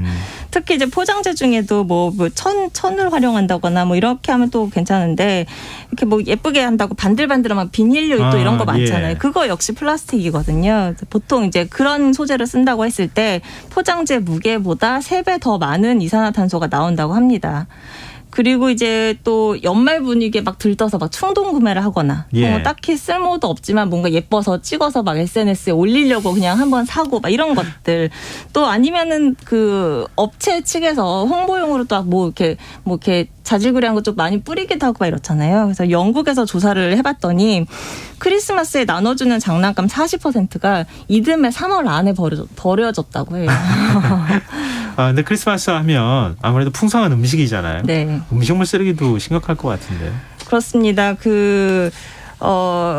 음식물 폐기물이라는 게 사실 우리도 많이 느낄 거예요. 요리하고 나면 또 워낙 버려지는 게 많은데 예. 이게 우리가 사실은 체감하는 것 이상으로 훨씬 더 문제가 심각한 게요. 왜냐하면 생산량의 3분의 1 자체가 3분의 1 정도가 우리가 채 만나기도 전에 이미 버려집니다. 뭐 못생겼거나 뭐 상품 가치가 네, 없거나 네. 이래서 버려지고요. 그렇다면 이제 소비자 입장에서는 소비하는 단계라도 좀 줄여야 되는데 기본적으로 워낙 이렇게 묶음해서 파는 것들이 너무 많아요. 뭐 당근을 뭐 5개씩 묶어서 판다거나 예. 이런 것들. 그래서 어쩔 수 없이 막 다 못 먹어서 버리는 것도 있고 또 이렇게 크리스마스 같을 때는 한상 푸짐하게 차리려다 보니까 또 엄청난 폐기물이 나옵니다. 그래서 우리나라 같은 경우에 이제 추석과 설 명절 기준으로 환경부가 발표한 게 있는데요. 네. 명절 전후보다 폐기물이 14에서 20%가 늘어난다고 합니다. 그리고 메뉴도 관련이 있는데 이제 육류 뭐 소고기 이런 것들을 좀 줄이면 그리고 조리 시간을 좀 단축하면 좀 음식물에서 나오는 배출량을 줄이는 데 도움이 될 것 같습니다. 환경에 기여하는 방식으로 크리스마스를 보낼 수 있는 방법은 뭐가 없을까? 네. 이제 고민을 좀 해야 될 것 같은데요. 네. 근데 그나저나 좀 화이트 크리스마스를 기대해야 될지 말아야 될지 좀 궁금한데요. 네. 어떨 것 같으세요? 일단 겨울에 대체적인 경향성이 있는데요. 매해 눈이 오는 날이 점점 감소하는 추세가 있어요.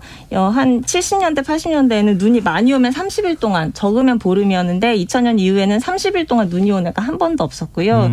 그리고 이제 눈이 첫눈부터 마지막 눈까지 그 시기가 80년대까지는 한 100에서 120일 됐거든요. 근데 최근 3년을 보면 41일, 56일, 62일 이렇게 눈이 내리는 기간이 짧아져서 우리나라 서울도 봐도 크리스마스 이브랑 당일에 눈 오는 날이 점점 줄고 대신 비가 오는 날이 좀 늘고 있어요. 올해 크리스마스는 화이트는 아니죠?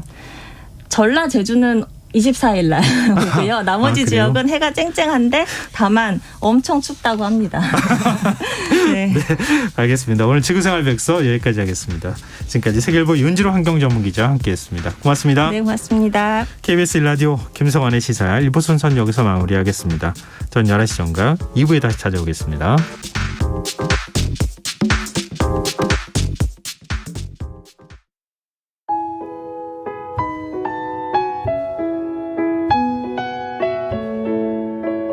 경제적인 어려움에 처한 위기 가정들이 늘고 있습니다.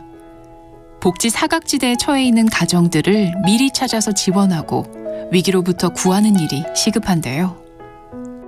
KBS 강태원 복지재단은 전국의 복지관과 연대해 복지 사각지대에 있는 위기 가정들을 찾아서 지원하는 운동을 시작합니다. 생활고로 인해 소중한 생명과 가정이 파탄나는 비극이 다시는 일어나지 않도록 이 일에 함께해 주십시오.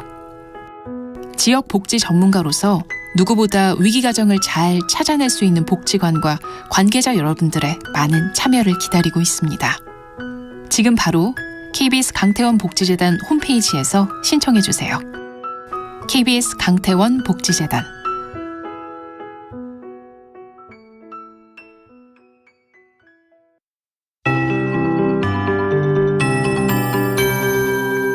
KBS 58분 날씨. 절기상 동지인 내일은 전국이 구름 많겠습니다. 글피까지 경기 남서부와 충청권, 전라권과 경상 서부 내륙에 눈이, 제주도는 비 또는 눈이 오는 곳 있겠습니다. 특히 모레까지 충청권과 전라권, 제주도에 시간당 3에서 5cm의 폭설이 내리기도 하겠습니다. 예상 강우량은 충남 서해안과 전라권, 제주도와 울릉도 독도 5에서 30, 그 밖의 지역 5mm 안팎이고 적설량은 전북과 전남권 서부, 제주도 산지 30에서 50, 충남 서해안과 전라권 10에서 25, 그 밖의 지역 1에서 최대 15cm입니다. 수도권과 충북 북부, 해안을 제외한 강원도에 한파특보가 발효된 가운데 내일 아침 최저 기온 서울 영하 9도, 광주 영하 3도 등 전국이 영하 14에서 0도로 찬 공기가 유입돼 오늘보다 5도 이상 떨어지겠습니다. 낮 최고 기온은 서울 영하 6도, 대구 영하 1도 등 전국이 영하 8에서 3도로 바람도 강하게 불어 체감 온도는 더욱 낮겠습니다. 또한 비와 눈이 얼어 도로가 미끄러울 수 있으니 교통안전에 유의하시고 동파와 냉해, 빙판길 사고 등에도 대비하시기 바랍니다. 서울의 현재 기온 영하 1.8도, 습도 67%, KBS 58분 날씨 박성준입니다.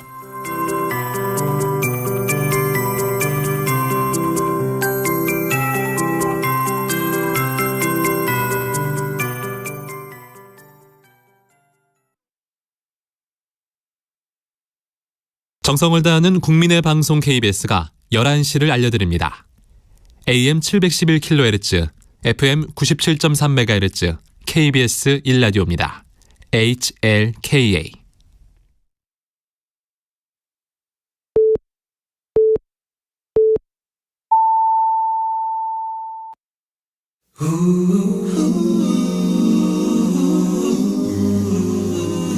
이 밤 그냥 보내긴 아쉬우니까요. 당신의 하루의 끝까지 야무지게 채워드립니다. 당신의 지식 충전소 김성환의 시사야.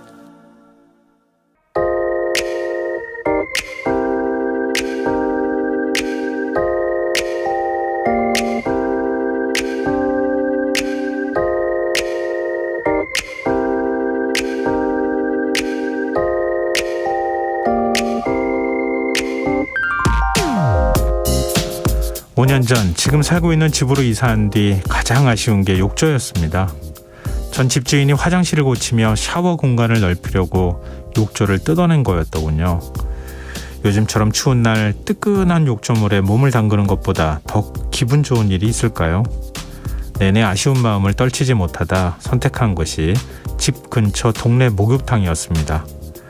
어린 시절 아버지를 따라 대중목욕탕을 다녔던 추억이 떠올라 아들 손을 잡고 종종 다녀오곤 했는데요. 아쉽게도 코로나 사태를 계기로 발길을 끊고 말았습니다. 하지만 그 후에도 널찍한 욕탕에 들어가 두 발 쭉 뻗고 땀을 쏙 빼는 대중탕의 매력을 잊지 못해 지금도 골목길을 거닐다 그 목욕탕을 발견하면 기웃거려 보곤 합니다. 어쨌든 한동안 목욕 재미를 즐기지 못하던 제가 고민 끝에 선택한 곳은 집 화장실에 두고 사용할 수 있는 플라스틱 재질의 저렴한 반신욕조였습니다. 그리고 며칠 전 올겨울 들어 처음으로 반신욕을 즐긴 뒤에 기분 좋고 가벼운 마음으로 신문을 펼쳤다가 마침 동네 목욕탕에 대한 기사를 발견했습니다. 점점 사라지는 동네 목욕탕의 빈자리를 세신샵이 채우고 있다는 내용이었는데요. 세신샵은 때밀이 서비스를 받고 혼자 목욕을 할 수 있는 일종의 1인 목욕탕인데 피부관리실처럼 관리에 따라 50분 기본 관리 가격이 4-5만 원대라고 합니다. 흥미롭게도 이용자들은 몸은 세신샵에 있지만 동네 목욕탕의 추억을 떠올리며 바나나 우유를 그렇게 찾는다고 합니다. 세신샵 말고도 최근에는 주택을 편백나무 욕조를 갖춘 힐링주택으로 개조해서 한나절 동안 빌려주는 곳까지 생겨났다고 합니다. 집에 욕조가 없어 반신욕을 못했는데 여기서 즐기며 푹 쉬다 갑니다. 누군가 방명록에 남긴 후기를 읽으며 마치 제 이야기 같아 저절로 미소가 지어지기도 하더군요. 근데 고민이 하나 생겼습니다. 동네 목욕탕 조만간 가고 싶긴 한데요. 사춘기 아들이 과연 따라오려고 할까요? 어떻게 하면 좋을까요? 지금까지 오늘의 발견이었습니다.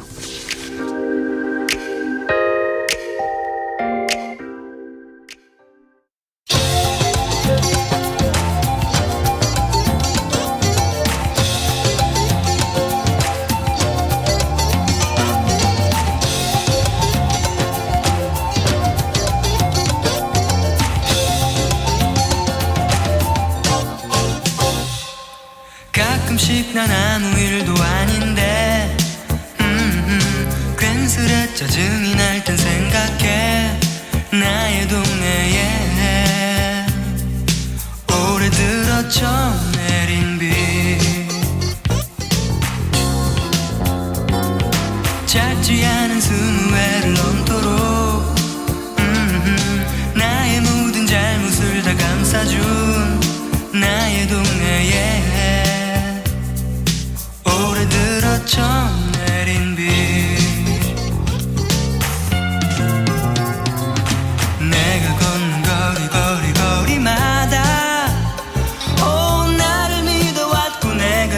가야만 하는 사람들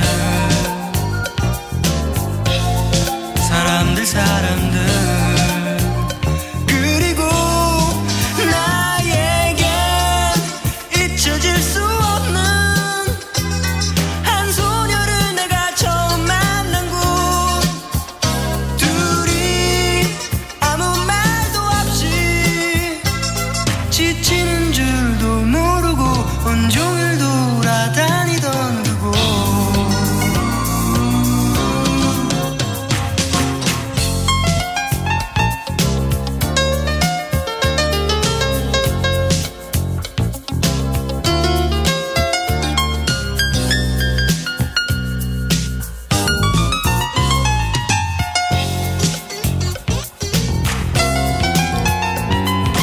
짧지 않은 20회를 넘도록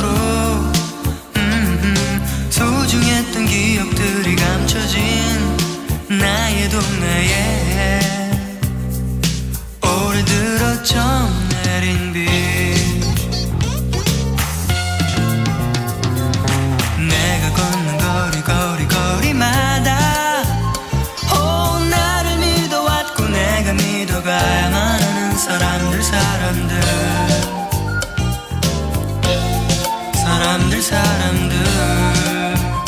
그리고 나에겐 잊혀질 수 없는 한 소녀를 내가 처음 만난 곳 둘이 아무 말도 없이 지치는 줄도 모르고 온종일 돌아다니던 그곳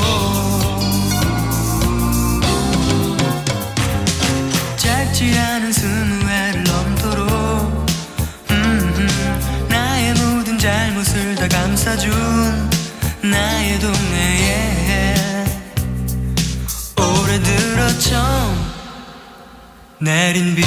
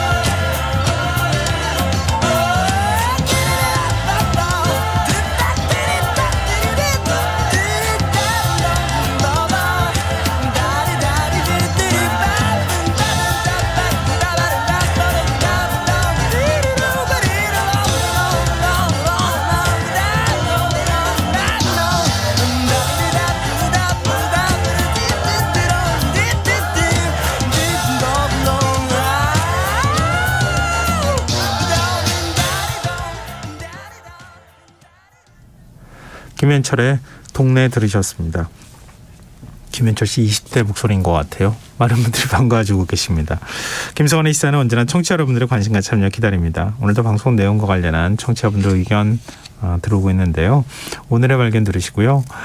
역시 대중목욕탕에 대한 추억 갖고 계시는 청취자분들 정말 많으신 것 같아요. 7540님, 어릴 적 주말이면 엄마와 목욕탕에 갔습니다. 때를 서로 밀어주고 우유로 마무리한 뒤 집에 돌아왔던 추억이 떠오르네요. 제가 다녔던 목욕탕도 지금은 없어졌습니다. 이렇게 소식 전해주셨습니다. 5988님, 아이들은 친구들끼리 물속에서 실컷 놀고 엄마들은 서로 등 밀어주고 비싼 세신비 대신 요구르트 하나씩 나누어 먹던 추억이 떠오릅니다. 참 다정하고 행복했었어요. 그렇죠. 예. 바나나 우유 드신 분들 굉장히 많이 있지만 요구르트도 진짜 많이 먹었던 것 같아요. 저도 좀 옆에서 얻어 먹었던 기억이 떠오릅니다. 그리고 1110님, 제가 어떻게 하면 좋을까요? 이렇게 여쭤봤잖아요. 사춘기 아들 목욕탕 안 따라갈 것 같은데 그런 말씀드렸더니 사춘기 아들과 평론가님 각각 쉼터에서 따로따로 시간을 갖는 게 좋겠네요. 가정의 평화를 위해 이렇게 해주셨습니다. 좋은 방법이신 것 같습니다. 제가 억지로 끌고 가려고 하다가 보면 전쟁이 발생하지 않을까 그런 생각이 드네요. 어찌됐든 각각의 행복이라는 게 추구하는 방식은 다 다를 수 있으니까요. 근데 어찌됐든 동네 목욕탕을 한번 조만간 가볼 생각입니다. 아직 문을 안 닫은 것 같거든요. 다행히 우리 동네는. 근데 많은 동네 목욕탕들, 대중탕이 코로나19 겪으면서 문을 닫았을 것 같아요. 그런 목욕탕들이 사라지면 우리의 추억의 한 단편도 사라지지 않을까 하는 아쉬움이 좀 생기는 하루였습니다. 자, 의견 보내주셔서 정말 고맙습니다. 계속해서 문자 많이 주십시오. 저희가 추첨해서 당첨된 분들께 모바일 쿠폰 선물로 드리겠습니다. 참여하실 문자 번호는 샵 9730이고요. 짧은 문자는 50원, 긴 문자는 100원의 정보 이용료가 부과됩니다. 콩 게시판 KBS 1라디오 유튜브 채널을 통해서도 무료로 참여하실 수 있습니다. KBS 1라디오 김성환의 시사회와 함께하고 계신 지금 시각은 11시 9분입니다.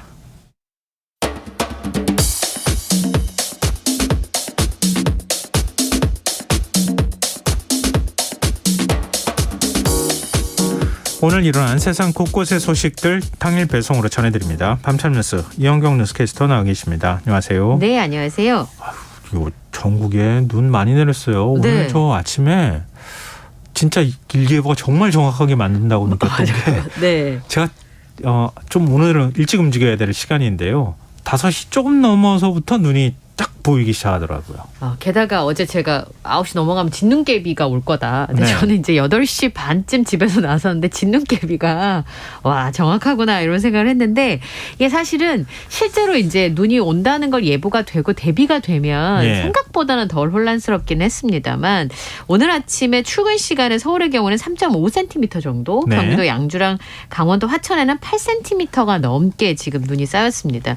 눈 양이 많다기보다는 출근 시간에 눈이 내리면서 여러 가지 어려움을 좀 겪었는데요. 전국에 이 눈 탓에 교통사고가 잇따르고 출근길 교통이 통제가 돼서 많은 시민들이 불편을 겪었습니다.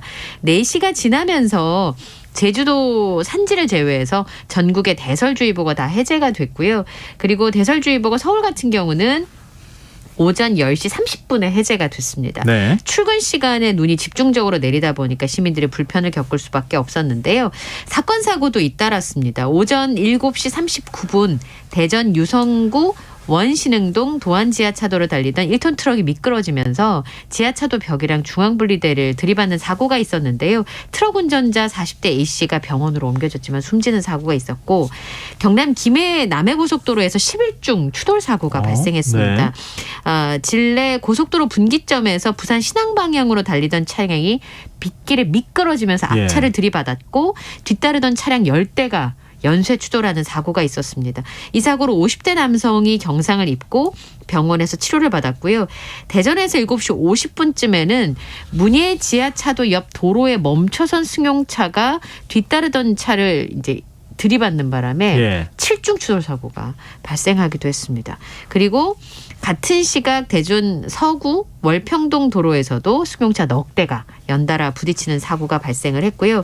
이게 이제 눈이나 비가 내리면서 얼어붙으면서 빙판길 접촉 사고도 굉장히 많았는데 포항에서는 오전 8시 17분에 승합차가 미끄러지면서 도로 옆 축대벽을 들이받아서 5명이 다쳐가지고 병원으로 옮겨지는 일도 발생을 했고요.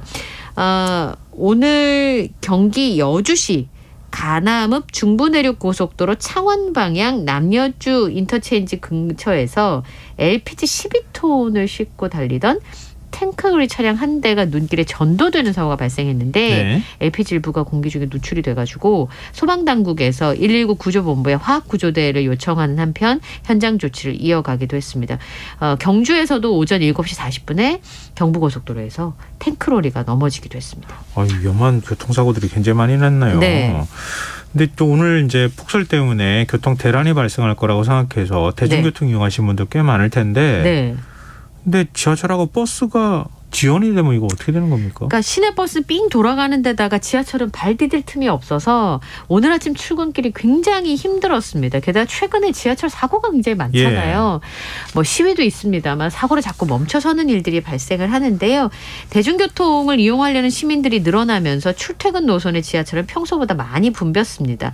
지하철 2호선 동대문 역사문화공원에서 신촌 구간 같은 경우는 배차 간격이 2분에서 4분으로 증가했고요. 5호선하고 7호선은 아침 출근길에 15분가량 지하철이 연착이 되면 네. 출근길이 굉장히 무거워지는데 그 이런 경우가 연착하는 사이에 승객들이 계속 그 플랫폼에 있는데 들어와 있잖아요. 게다가 날씨가 추우니까 패딩을 네. 두껍게 입으니까 사실 지하철 안에 혼잡도는 훨씬 더 높아질 수밖에 없고요. 그래서 아침나절에 트위터에 지하철 사람이라는 키워드가 검색어에 오르기도 했습니다. 지하철에 사람이 역대급으로 많다. 눈이 와서 모두 지하철역으로 몰린 것 같다라는 게시글이 올라오기도 했었고요.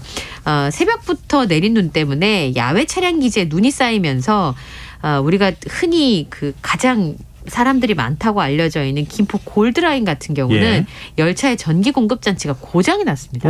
안 그래도 붐비잖아요. 아시다시피.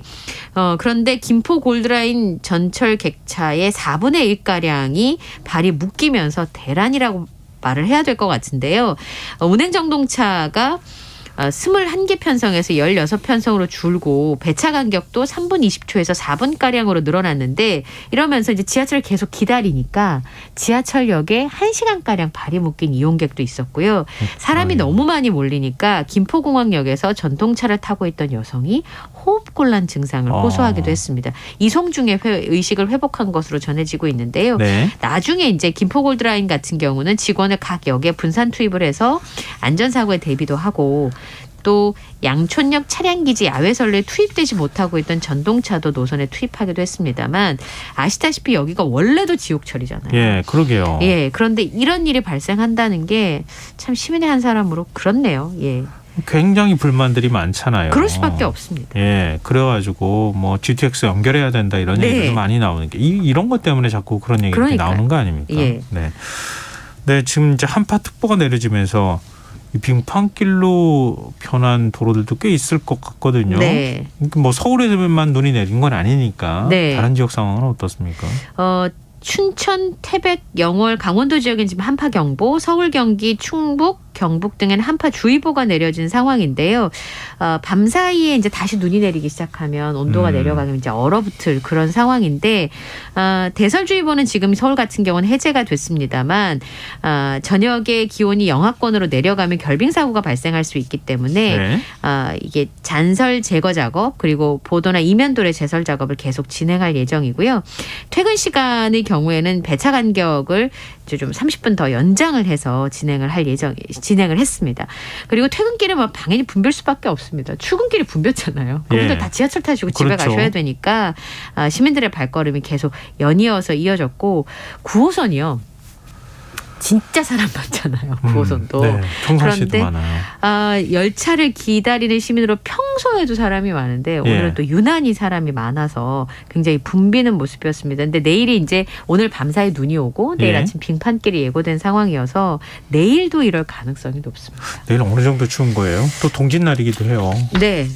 그 생각할 여력이 없을 것 같습니다. 너무 추워가지고 단단히 대비를 하셔야 될 것 같은데요. 내일도 추운데 그 다음 날은 더 춥습니다. 북극 한파라고 불리는 영하 45도의 찬 공기가 한반도 쪽으로 계속 내려오면서 이 한파가 계속되고 있는데요. 원래는 이 기류가 이렇게 북극 쪽에 이렇게 띠를 만들어서 차가운 공기가 한반도 쪽으로 내려가지 않도록 블로킹을 하는 상황인데 이게 열리면서 한파가 내려오고 또 우리나라를 걸치고 있는 기압골의 영향으로 이 차가운 공기가 딱 갇히면서 계속 추운 날씨가 이어지고 있습니다. 서울 같은 경우는 내일 영하 9도까지 떨어지겠고요. 바람이 많이 불면서 체감 온도는 15도를 기록할 것으로 보입니다. 그런데 안심하시면 안 돼요. 금요일은 더 내려가요. 영하 14도까지 서울의 기온이 떨어진다고 하고요. 올겨울 들어서 가장 낮은 온도를 기록하겠습니다. 영하 20도 정도 체감 기온이니까 밖에 잠깐만 있어도 굉장히 추위를 많이 느끼실 것 같습니다. 그리고 강원도 대관령의 경우에는 체감 온도가 영하 34도까지 떨어지는 등 체감 온도가 영하 20도를 밑도는 강한 추위가 이어질 것으로 보이는데요. 지금 우리나라 같은 경우는 호수 효과 때문에 폭설까지 올 것으로 예상을 하고 있습니다. 영상 10도의 그 서해 상공이 영상 10도 정도 되는데 아까 말씀드렸던 영하 18도의 차가운 공기가 지나가면서 강한 눈구름이 만들어지고 그러면서 눈이 많이 내린다고 합니다. 그러면 지금 서해안 지역에 또 눈이 내리는 거예요? 네. 특히나 호남의 경우에는 지난주에 폭설 때문에 많은 눈이 이미 내린 상태고 예. 전주 같은 경우는 그때 제설 작업을 제대로 못해서 맞아요. 비판을 많이 받은 상황인데 주로 남부 서해안 지역에 집중될 것으로 보입니다. 호남의 경우는 내일부터 사흘간 최대 30cm의 많이 폭설이 오네요. 내릴 것으로 예상을 하고 있는데요. 네. 22일부터 24일까지 충남 서해안 전라 제주도가 10에서 25cm, 전북 전남 서부 제주도 산간에는 30cm 이상, 한라산에는 50cm 이상의 눈이 더 내릴 것으로 보입니다. 그런데 이제 이미 눈이 왔기 때문에 네. 또 눈이 오게 되면 시설물이나 이런 게 더 이제 피해를 입을 수가 그렇겠네요. 있기 때문에 네. 대비가 더 필요해 보입니다. 농부 어민들 또 축산 그 농가도 마찬가지겠지만 네. 좀 고생스러우실 것 같아요. 네, 24일 정도까지 눈이 온다고 하네요. 네. 근데 올해는 조금 지난해하고 비교해 봤을 때는 눈이 좀 더 잦은 느낌을 네. 받아요. 근데 그리고 또 지금 이제 도심 제설이나 이런 거를 위해서 제설제를 많이 뿌리게 되는데 네. 그것 때문인가요? 제설제 가격이 많이 올랐다고요? 최근에 5년 동안 중국산 제설제 가격이 4배 폭등을 했다고 합니다. 그래서 제설제 구매 자체를 포기하는 지역들도 속출하고 있는데요. 예. 우리나라 제설제 공급은 대부분 수입에 의존하고 있고 그 국가는 중국입니다. 그러다 보니까 지난 2017년부터 2021년 9월까지 총 73만 9,317톤이 수입됐어요. 네. 그중에 99.46%가 중국 수입입니다.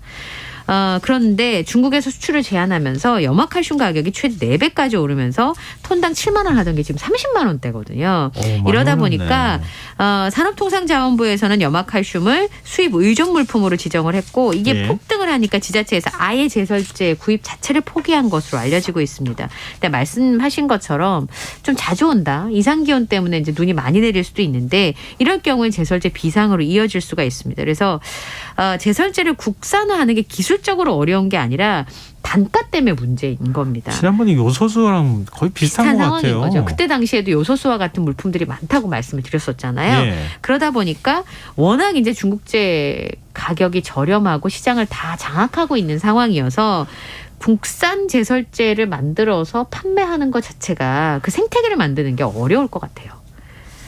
지금 이런 일들이 앞으로 계속 발생할 수 있다는 얘기잖아요. 네. 근데 제설제 물론 이제 계속 손해를 보면서 생산하라고 하기는 쉽지는 않을 그렇습니다. 것 같은데 근데 미리 좀 확보해서 네. 어떤 상황이 발생할지 모르잖아요. 맞습니다. 뭐 눈 많이 내리는 거를 다 예측할 수는 없잖아요. 네. 그런 부분에 대한 대비가 좀 필요하겠네요. 예. 그렇게 눈이 많이 오는 날은 제설제를 많이 사용하게 되면 또 차량 소유자들 입장에서 걱정되는 게 하나 있죠.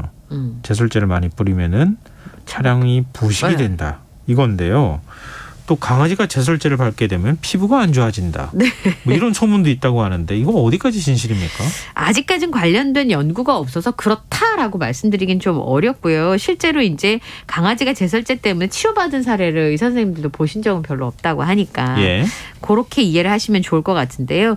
애견인들 사이에 반려견을 키우시는 분들이 제설제가 반려견한테 화상을 입힌다. 또는 발을 약하게 만들 수 있다. 이런 얘기들이 공공연하게 퍼져 있습니다. 제설제를 씻어낼 때 물에 녹으면 온도가 올라가서 화상을 입는다거나 염화칼슘이 발을 건조하게 만든다거나 하는 내용들이 아주 광범위하게 퍼져 있는데요. 심지어 인터넷 포털 사이트에 들어가 보면 눈 온 날 산책하던 강아지가 염화칼슘을 밟고 아픈 듯 깨갱했다. 이런 후기들까지 있는 상황입니다. 예. 근데 실제로 동물병원 운영하는 원장님은 제설제 때문에 화상 입은 강아지 아직 못 보셨다는 거예요. 그런데 오히려 제설제 끝이 날카로워서 벼서 오는 경우는 있다고 합니다. 그리고 정말 문제가 된 케이스가 있으면 수약협회에서 얘기를 했을 텐데 아직까지 얘기는 없다고 얘기를 하고요. 문제는 닿는 것보다 먹는 게 더 문제랍니다.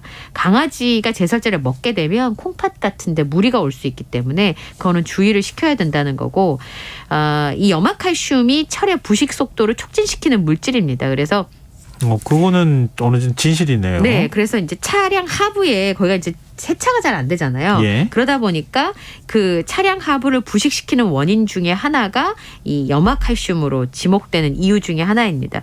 제일 좋은 건 제설제가 뿌려준 도로를 달린 다음에 그때그때 세차를 해주는 게 제일 좋은데 이게 바닥 사이사이에 끼면 예. 잘 안 닦일 수도 있잖아요. 그래서 겨울철에 세차할 때는 하부 세차를 반드시 하시는 게 좋다고 하고요. 이 염화칼슘에 들어있는 염분 때문에 제설제에 들어있는 염분 때문에 나무들이 잘 자라지 못하고 심하면 고사 이를 수도 있다고 합니다. 상처 변상 때문에. 너무 제설제를 과하게 뿌리는 것도 안 좋네요. 네. 그래서 우리 국산 제설제 중에서 친환경으로 귤 껍데기를 활용한 제설제를 개발을 했다고 하네요. 아, 그래요? 네. 그러니까 쓰레기도 줄이고 환경도 좀 아끼자라고 하는 차원인데요. 어쨌든 전 세계로 보면 7조 원이 넘는 시장이어서 예. 친환경 제품이라면 공략해 볼 만한 가치가 있지 않나 싶습니다. 아, 요즘 뭐 친환경 굉장히 중요한 시대가 되어버렸기 그렇습니다. 때문에 네. 이런 대체제를 계속 만드는 노력을 좀 해야 되지 않을까 네. 싶네요. 자, 지금 여러분께서는 KBS 라디오 김성환의 시사회와 함께하고 계십니다. 밤참 뉴스 계속 이어가겠습니다. 이번에 코로나19 소식도 좀 살펴보죠. 네. 코로나 신규 확진자 수가 계속 늘어나고 있어요. 오늘 확진자 숫자가 8만 명이 넘었습니다. 지난번 8만 명 얘기하셨는데 예. 진짜 8만 명이 넘었어요. 8만 8,172명인데 9월 이후 98일 만에 최대치고요. 주간 신규 확진자 숫자가 전주보다 지금 10%가 증가한 상황이거든요. 예. 근데 중요한 거는 변이입니다. 지금 유행 추세에 있어서 BN1이라고 하는 변이가 영향을 좀 주는 것으로 보입니다. BA5 변이가요. 지금 52.0% 검출률을 보이는데 이 BN1이 3주 사이에 2.6배가 늘어서 20%를 넘었습니다. 이게 이제 BN1이 변이가 이제 발생하면 다 그런 특성을 가지지만 전파 속도가 굉장히 빠르고 지금 갖고 있는 백신으로 예방을 하기가 좀 어렵습니다. 그러니까 면역을 뚫는 힘이 강하다고 볼 수 있을 텐데요. 심지어는 제일 걱정되는 게 뭐냐면 재감염률이에요. 재감염률이 16%까지 지금 올라간 상황이어가지고 이런 부분이 좀 우려가 되고 있습니다. 중국이 지금 뭐 제로 코로나 정책 사실상 폐기하고 난 다음에 코로나 감염자 확진자 수가 지금 폭증하고 있다고 하잖아요. 네. 거의 뭐 90%가 확진자라고 봐야 된다고 이렇게 중국에서 그러더라고요. 확진자들이 많이 발생하면 서로 간에 전염을 시키는 과정에서 그렇죠. 변이 바이러스가 또 생길 수도 있는 거잖아요. 네. 그러니까 최근에 코로나가 확장세인 중국이 좀 우려되는 부분이 중국에서 유행하는 새로운 변이까지 늘고 있기 때문인데요. 중국의 60%인 8억 명이 감염될 거다. 이런 전망들이 나오고 있습니다. 그리고 새로운 변이가 나타나더라도 그건 다른 바이러스의 변이가 아니라 오미크론의 하위 변이가 될 가능성이 있고 만약에 그러면 면역 회피나 독성이 강화되면 어느 정도 팬데믹이 좀 끝나가는 건가라는 생각을 하고 있는데 이게 훨씬 더 늦춰질 수밖에 없는 상황인데요. 중국의 새 변이가 나올 경우에는 오미크론 하위 변이일 가능성이 있고 그리고 인접국이기 때문에 혹시 중국의 새로운 변이가 발생을 하면 우리나라에 유입될 가능성이 굉장히 높은 상황입니다.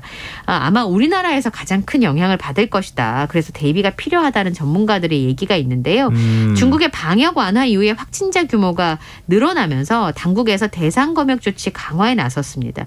인천공항 검역소에서 매주 해외 유입 확진자 수 현재 확진자 수, 출입객 증가 상황 이런 걸 고려를 해서 출발 국가를 중심으로 검역국을 지정하고 있는데 지난 16일에 중국을 타깃 검역국으로 지정해달라 이렇게 요청을 한 상황입니다. 처음에 코로나19 확산 막 본격적으로 되기 시작할 때 그때 중국 입국자들 막아야 된다 뭐 이런 얘기도 나왔었잖아요. 네, 그렇습니다. 만약에 중국의 확진자 수가 늘어나면 우리하고 교류가 많기 때문에 아무래도 자연스럽게 변이 바이러스가 국내로 들어올 가능성이 있고 사실 뭐 이건 우리나라뿐만 아니라 전 세계 마찬가지죠. 전 세계 문제가 될 수도 있겠네요. 네. 또 이게 또 갑자기 또 그렇게 뭐 우리 그러니까요. 봉쇄 정책으로까지 연결될까 여러 가지로 벌써부터 좀 걱정이 됩니다. 맞습니다. 자, 오늘 밤참스 여기까지 하겠습니다. 지금까지 이영경 뉴스캐스터와 함께했습니다. 고맙습니다. 감사합니다.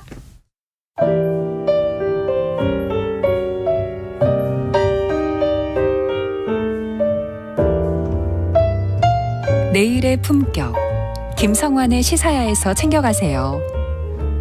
하루를 마무리하는 시간 꺼내보는 당신의 지식 창고 KBS 1라디오 김성환의 시사야.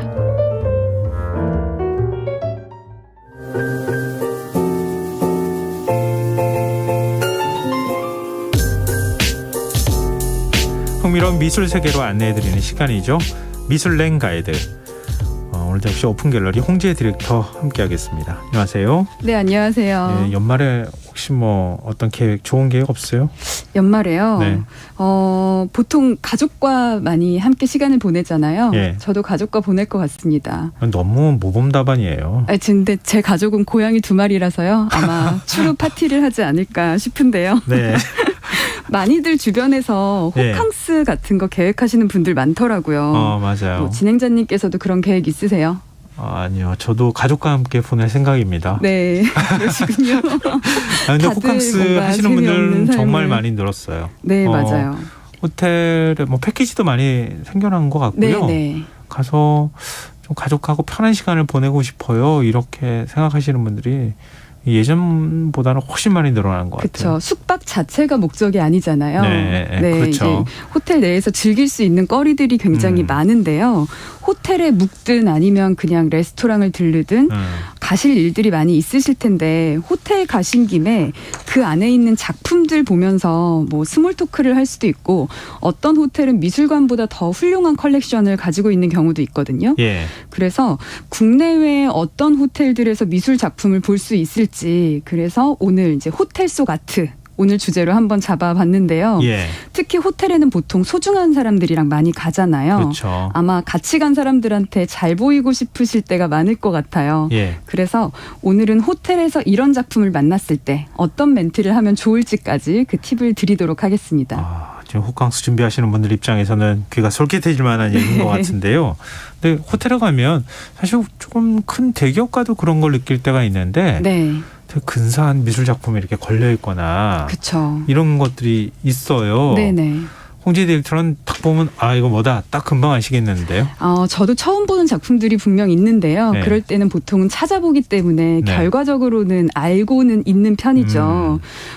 근데 보통 평면 작품의 경우에는 캡션이라고 해서 작품 정보를 적어둔 그 손바닥만한 작은 그 패널 있잖아요. 예. 그런 것들이 붙어 있어서 잘 모르더라도 작품 제목을 보거나 할 수가 있는데 설치 작품들은 캡션 정보가 없는 경우들이 많아요. 그래서 오늘 그런 얘기를 좀 드리려고 하는데요. 예. 예전에 제 주변에서 가장 많이 물어봤던 것이 신라 호텔 천장의 조형물이었어요.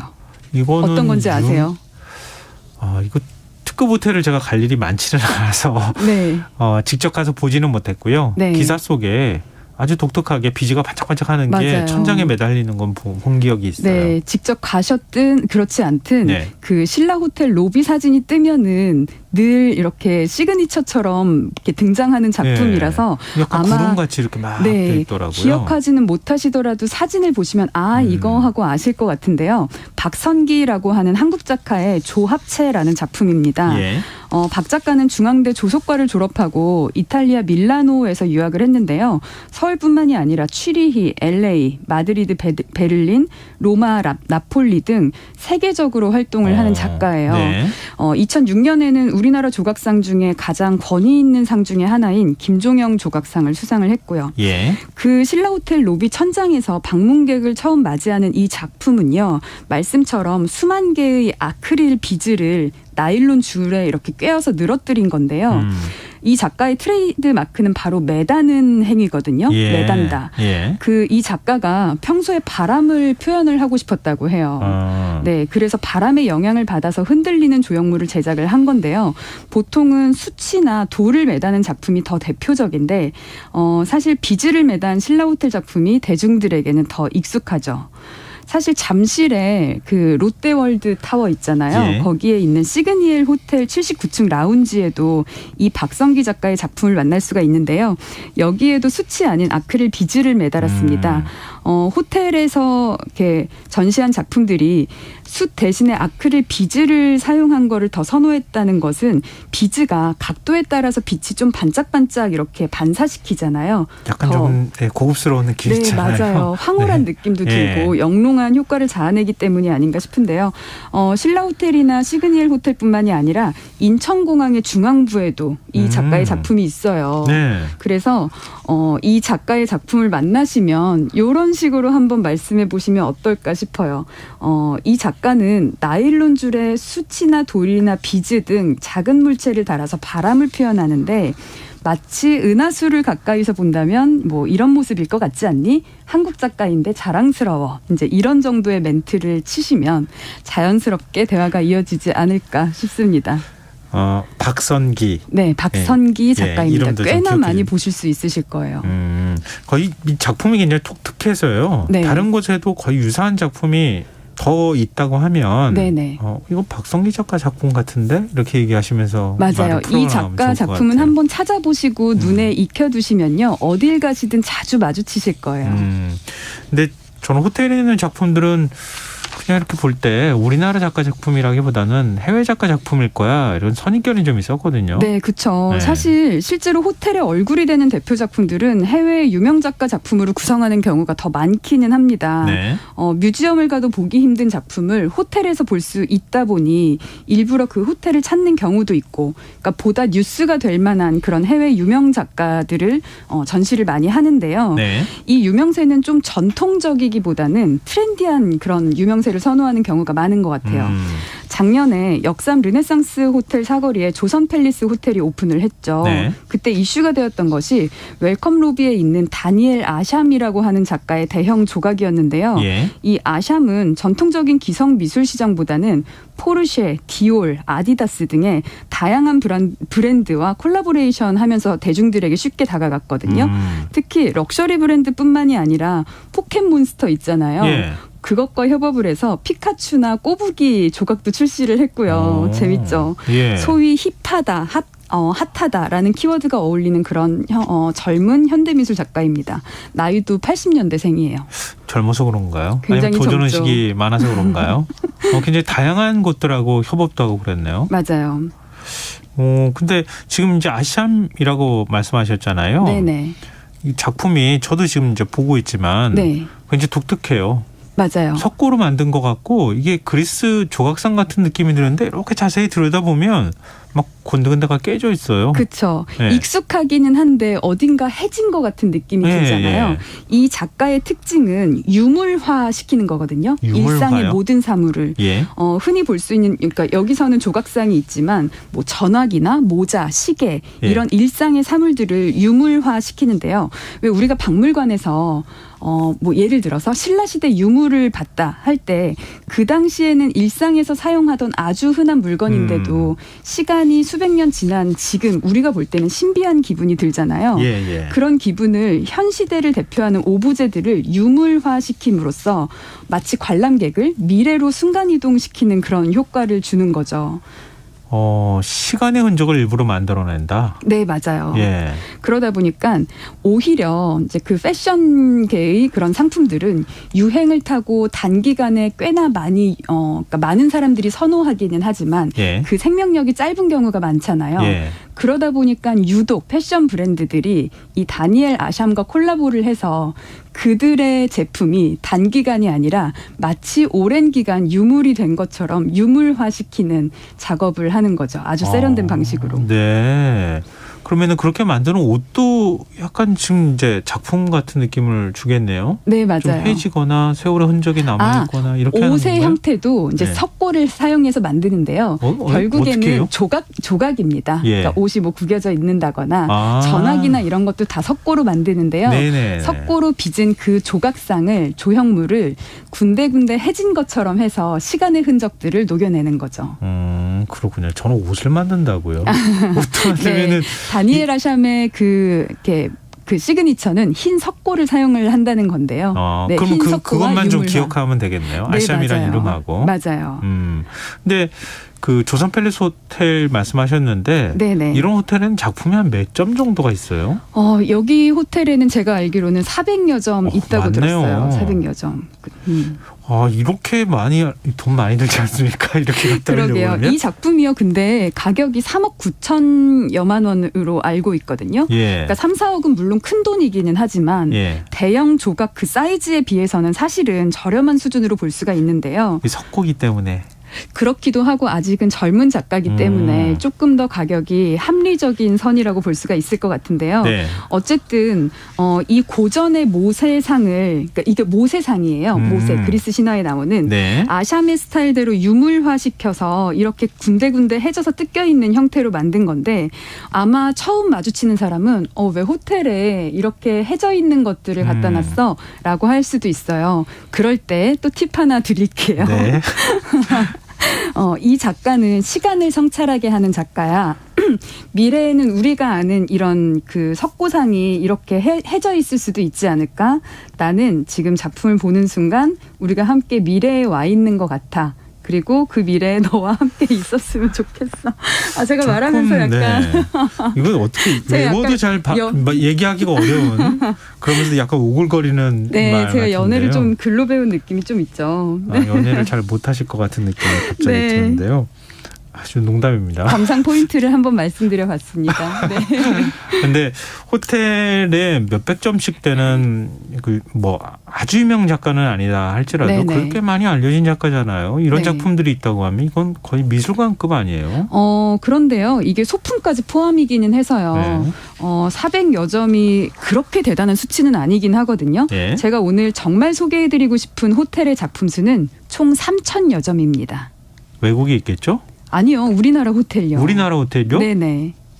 우리나라 호텔에 3,000점이 있는 네, 데가 있다고요? 있습니다. 가보셨는지 모르겠는데요. 바로 영종도에 위치한, 그러니까 인천이죠. 인천에 위치한 파라다이스 시티라는 호텔인데요.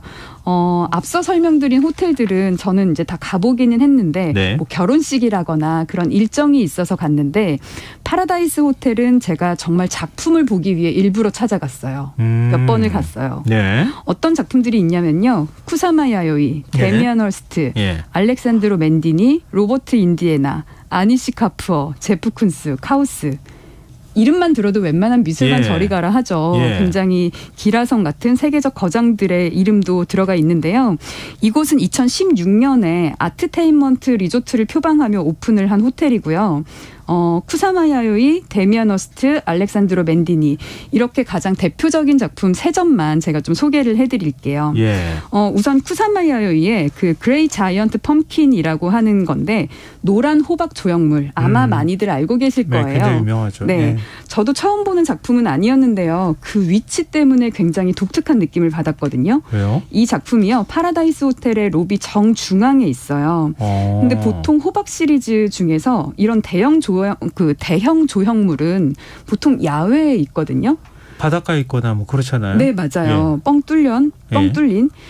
근데 아무리 그 로비가 넓고 천장이 높아도 뻥 뚫린 하늘 아래 있는 것보다는 작품이 상대적으로 커 보이고 압도되는 느낌이 배가 되거든요. 예. 게다가 같은 조형물이라고 해도 그런 식으로 바다 앞에 있거나 눈, 비, 바람을 맞으면서 견디면 사실은 많이 이렇게 상해 있거든요. 표면들이. 네. 근데 이렇게 상태가 깨끗한 호박 조형물은 또 저도 처음 본 거예요. 알고 있는 작품이고 같은 작품이지만 그 놓여진 공간에 따라 그 작품으로부터 받는 감상이 전혀 달라진다는 것. 꼭 직접 보고 경험을 해보셔도 좋을 것 같습니다. 이 공간의 맥락이라는 게 매우 중요하잖아요. 네, 맞아요. 뭐 어떤 조형물이나 뭐 네. 굳이 예술 작품이 아니라 할지라도 네. 그 공간이 가지고 있는 역사성이나 이런 맥락이나 이런 것들에 맞는 뭔가 조형물이 들어갔을 경우에는 전혀 네. 다른 느낌을 맞아요. 받게 되잖아요. 같은 작품임에도 불구하고. 근데 지금 파라다이스 호텔 하면 안 네. 좋은 기억을 떠올리시는 분들도 좀 일부 있을 거예요. 그런가요? 왜냐하면 예전에 파라다이스 호텔이 네. 만들 때 여러 사건에 휘말리기도 했었거든요. 그랬어요. 약간 제가 도박의 이미지가 좀 안 그래도 그 말씀을 조금 드리려고 했는데 작품 네. 소개 후에 작품 소개를 먼저 드린 다음에 말씀을 드릴까요? 네. 우선은 그 다음 소개해드리고 싶은 작품은 데미안 헐스트의 골든 레전드라는 작품인데요. 네. 이 작품은 로비에 있는 호박을 보기 전에 메인 입구에서 먼저 만나볼 수 있고요. 보통 데미안 헐스트 우리가 그동안도 말씀 많이 여러 차례 나눴는데 얘기했었죠. 예. 실제 동물을 이용한 작품들을 많이 하잖아요. 예. 근데 이거는 그냥 조각상입니다. 높이 4.6m에 달하는 대형 조각물이고요. 이 작품은 그리스 신화에 나오는 날개 달린 말인 페가수스를 형상화했는데요. 예. 날개 달린 말의 있는데 우측면은 금박을 입혀서 화려한 황금색 조각처럼 보이고요. 예. 좌측면은 그 말의 근육을 해부한 듯한 빨간 근육이 눈에 띄거든요. 아, 이거 역시 데미안 호스트네요. 네, 그러니까 신화적 대상과 이제 피부를 한 겹 오히려 벗겨낸 대상의 조합. 그러니까 신화와 현실의 사이, 환상과 실제, 아름다움과 추한 것. 그러니까 이런 식으로 상반된 두 세계를 하나에 녹여서 표현을 한 거죠. 단순한 이치를 이런 멋진 조각상으로 표현을 해서 그 시각적 즐거움을 주면서도 동시에 많은 생각을 해보게 만드는 그런 작품인데요. 아, 데미안 호스트는 이렇게 네. 약간 짜릿짜릿하게 만드는 게 있어요. 그렇죠. 예. 보통이 아니다 싶을 때가 있어요. 맞아요. 네. 그러면은 또 하나 작품이 더 있죠? 네, 그 다음 소개해드릴 작품은요. 알렉산드로 맨디니의 파라다이스 프루스트인데요. 예. 제목에 파라다이스가 들어가죠. 네네. 왜일까요? 이 호텔에서 주문 제작했으니까. 어떻게 아셨죠? 아, 이거 다 다른 분한테 물어봐도 비슷하게 대답해요. 그런가요? 네. 저는 그렇게 생각 못했는데요. 점점 그 진행자님 요 미술 시장의 메커니즘을 유추하는 감각이 좋아지시는 것 같습니다. 감사합니다. 네, 호텔에서 특별 제작을 의뢰한 거고요. 네. 맨디니는 이탈리아의 건축가이자 디자이너이죠. 유명한 그의 초기 작품 중에서는 프루스타 의자라는 이제 그런 작품이 있는데요. 그의 디자인적 세계관을 엿볼 수 있는 작품입니다. 근데 이 이제 시그니처 작품에 파라다이스만을 위한 것을 제작해달라라고 하니까 프루스트 의자라고 하는 그런 시리즈물을 굉장히 크게 만들어서요. 네. 지금 전 세계에 그 존재하는 프루스트 의자 중에서는 가장 크기가 큰 4.5m 사이즈라고 하고요. 실제 사람이 앉을 수 있는 사이즈는 아닙니다. 아, 4.5m인데. 네. 너무 소파를 한 대여섯 배? 네, 네. 크기로 뻥 이렇게 맞아요. 그냥 조형물이라고 생각을 하시면 되시고요. 대신에 이 의자를 장식하는 기하학적인 무늬는요. 조각부 같은 한국의 전통적인 장식에서 영감을 받아서 특별하게 이제 한국적이면서도 동시에 약간은 큐비즘과도 비슷한 느낌이 네. 있어서 모던하다 이런 말을 했다고 하는데요. 어쨌든 세계적인 디자이너가 디자인한 한국만의 프루스트 체어.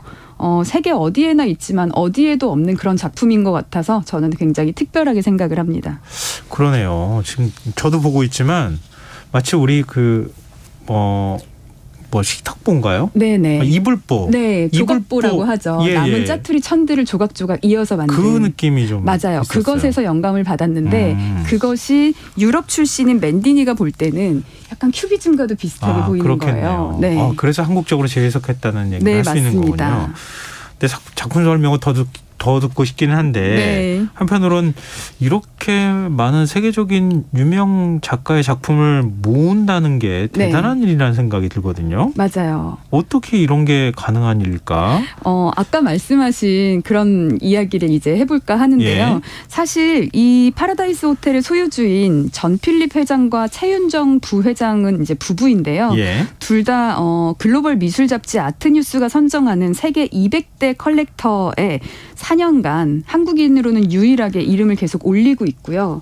그만큼 이제 세계에서도 조명하고 있는 예. 그런 컬렉터 중에 하나인데 사실 아까 이제 그런 도박 말씀을 하셨잖아요. 네. 사실 파라다이스 그룹이 카지노 사업으로 시작을 했기 때문에 예. 어엿한 관광 사업임에도 불구하고 어떤 면에서는 유흥이나 도박의 이미지가 있다 보니까 그 이미지를 좀 벗어나고 싶으셨던 것 같아요. 우리나라에서는 조금 카지노가 네. 약간 부정적인 네. 이미지가 강한 맞아요. 편이잖아요. 그러다 예. 보니까 이제 경영권을 그 전필립 회장이 아버지로부터 이어받으면서 카지노 기업의 이미지를 벗어내고 가족 단위의 손님이 찾는 그런 복합 리조트로 거듭나고 싶다. 그렇게 해서 이제 노력을 했다고 하고요. 예. 이 최윤정 부회장은요, 부부이시죠.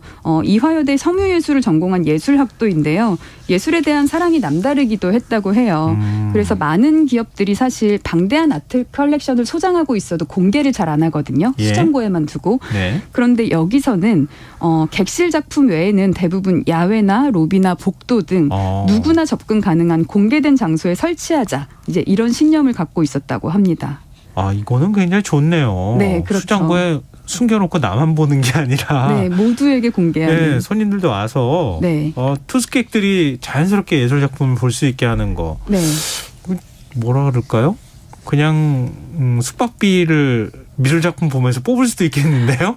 심지어 숙박을 하지 않아도 저처럼 미술 작품만 보러 갔다가 차 한 잔 마시고 오는 사람도 많은데요. 사실 작품이 너무 많아서 호텔 안에 더 잘 인테리어적으로 어울린다는 느낌보다는 와 여기도 작품이 있네 저기도 작품이 있네 이러면서 굉장히 혼란스러운 곳도 있어요. 예. 근데 그런 거를 보는 재미와 그런 작품을 미술관을 가지 않아도 한국에서 이걸 다 모아서 볼 수 있다는 그것이 굉장히 관람객에게는 큰 메리트가 되는 것 같습니다. 여기 갔다 오신 분이 저한테 자랑을 한번 하는 거 제가 들은 적이 있는데요. 아, 그러셨어요? 저도 설명 듣다 보니까 네. 기회가 되면 한번 가봐야 되겠구나. 네, 꼭 한번 가보시기를 강력하게 추천드립니다. 알겠습니다. 근데 이렇게 아트 컬렉션으로 이름을 각인시키는 호텔 국내에만 있는 건 아니죠? 그럼요. 그러니까 이런 아트를 호텔에 적용한 사례는 외국이 더 먼저 했고 사례 더 많은데요. 네. 가장 유명한 사례가 라스베거스의 벨라지오 호텔입니다. 고흐, 마티스, 세잔, 모네 이름만 들어도 이제 그런 거장들의 작품을 전시를 해서 최고급 호텔의 이미지를 세계인들한테 각인시켰고요. 이 호텔 내에는 레스토랑 피카소라는 그 식당도 있어요. 네. 거기 안에는 실제 피카소 작품들만 걸려 있는 거예요. 원작들이. 식당 안에요? 네, 식당 안에요. 그리고 특히 이게 작년 10월에 작년 10월에 이 레스토랑 피카소에 있던 작품 11점을 경매로 내놨고 예. 총 1억 1천만 달러 그러니까 한국 돈으로 약 한 1,500억 정도에 낙찰된 것으로 이슈가 된 바도 있습니다. 굉장한 컬렉션이죠. 그 식당에서 그냥 다 봤단 말이에요? 네. 와, 그러니까 사람들이 예. 뮤지엄에 가서 피카소 작품을 보는 것도 좋지만 예. 피카소 작품을 보러 호텔을 가기도 하는데 심지어 그 앞에서 일상생활, 그러니까 뭔가 음식을 그러네요. 먹는 행위를 한다는 말도 안 거는 되는. 뮤지엄과는 또 다른 느낌이잖아요. 아니 피카소 1,000억 원 어찌 미술 작품이 걸려 있는데 막 밥 먹는 거 아니에요 그 앞에서? 네. 상상하기가 좀 어려운데요. 그 말씀을 하시니까 더 특별한 사례가 하나 있어서 뭐요? 소개를 시켜드리고 싶은데요. 호텔을 미술관처럼 만드는 게 아니라 미술관에서 아예 숙박을 할 수 있었던 이벤트가 있었거든요. 이름하야 예. 네, 모나리자가 에어비앤비 호스트가 된 사연. 뭔 말인지 잘 모르겠는데요. 네. 이거 어디서 이렇게 해요? 루브르의 모나리자가 있잖아요. 루브르. 예. 루브르 박물관에서 그 에어비앤비라고 숙박 공유 업체가 있죠. 예. 네, 스타트업이 원래는 숙박 시설이 아닌 비어 있는 공간을 숙박으로 사용하도록 빌려주는 그런 개념이잖아요. 예. 여기에서 이벤트를 한번 열었습니다. 하룻밤을 루브르 박물관에서 지낼 수가 있고요. 말씀처럼 박물관이 다 문을 닫고 나면 모나리자가 걸린 공간에서 식전주를 즐기고 와. 밀로의 비너스상 앞에서 만찬을 즐기고 그리고 루브르에 가면 이렇게 유리 피라미드가 있잖아요. 그곳에서 밤하늘을 보면서 잠을 청하는 그런 행사를 했는데요. 예. 사실 돈 주고도 살 수 없는 경험. 그게 너무 근사하지 않나요? 아니 근사하긴 할 것 같은데 돈 주고 사야 될 것 같아서 걱정이 되거든요. 무료였습니다. 무료 이벤트. 아, 무료 이벤트였어요? 네, 대신에 그 모나리자가 호스트가 되었다는 표현이 그 이벤트에 신청하기 위해서 모나리자에게 제가 거기에 묵고 싶습니다 하고 편지를 보냈어야 됐어요. 2억 명이 넘게 신청을 했다고 들었고요. 2억 명요? 네, 단 한 명만, 그러니까 단 한 커플에게만 그 기회가 돌아갔습니다. 설마 홍재 디렉터도 편지 보내지는 않았겠죠? 설마라뇨. 저 당연히 신청을 했습니다. 그리고 당연히 떨어졌고요. 네. 아 근데 너무 드문 기회라 맞습니다. 많은 분들이 좋아하고 네. 편지 보냈을 것 같네요. 네. 이제 그런 기회를 우리나라도 좀 어떻게 기획하면 참 좋겠는데. 네, 그러게 말이에요. 예. 근데 그런 뭔가 일상에서 새로운 아주 특별한 경험을 미술관이 선사해 줄 수도 있고 호텔에서 미술을 즐길 수 있는 이런 네. 걸 경험을 만들어준다는 건 참 좋은 일 같다. 네, 그래도 그 파라다이스 호텔이 다른 호텔보다는 조금 더 그 미술관적인 경험을 많이 선사해 주는 것 같기는 합니다. 알겠습니다. 언제 기회 되면 네. 저도 고민해 보겠습니다. 자, 오늘 미술 여행 가이드 마무리해야 되겠습니다. 오픈 갤러리 홍재 디렉터와 함께했습니다. 고맙습니다. 감사합니다. 김성환의 시사회 오늘 순서 여기서 마칩니다. 모바일 쿠폰 당첨자는 홈페이지 공지사항에서 확인하실 수 있습니다. 편안한 밤 되십시오.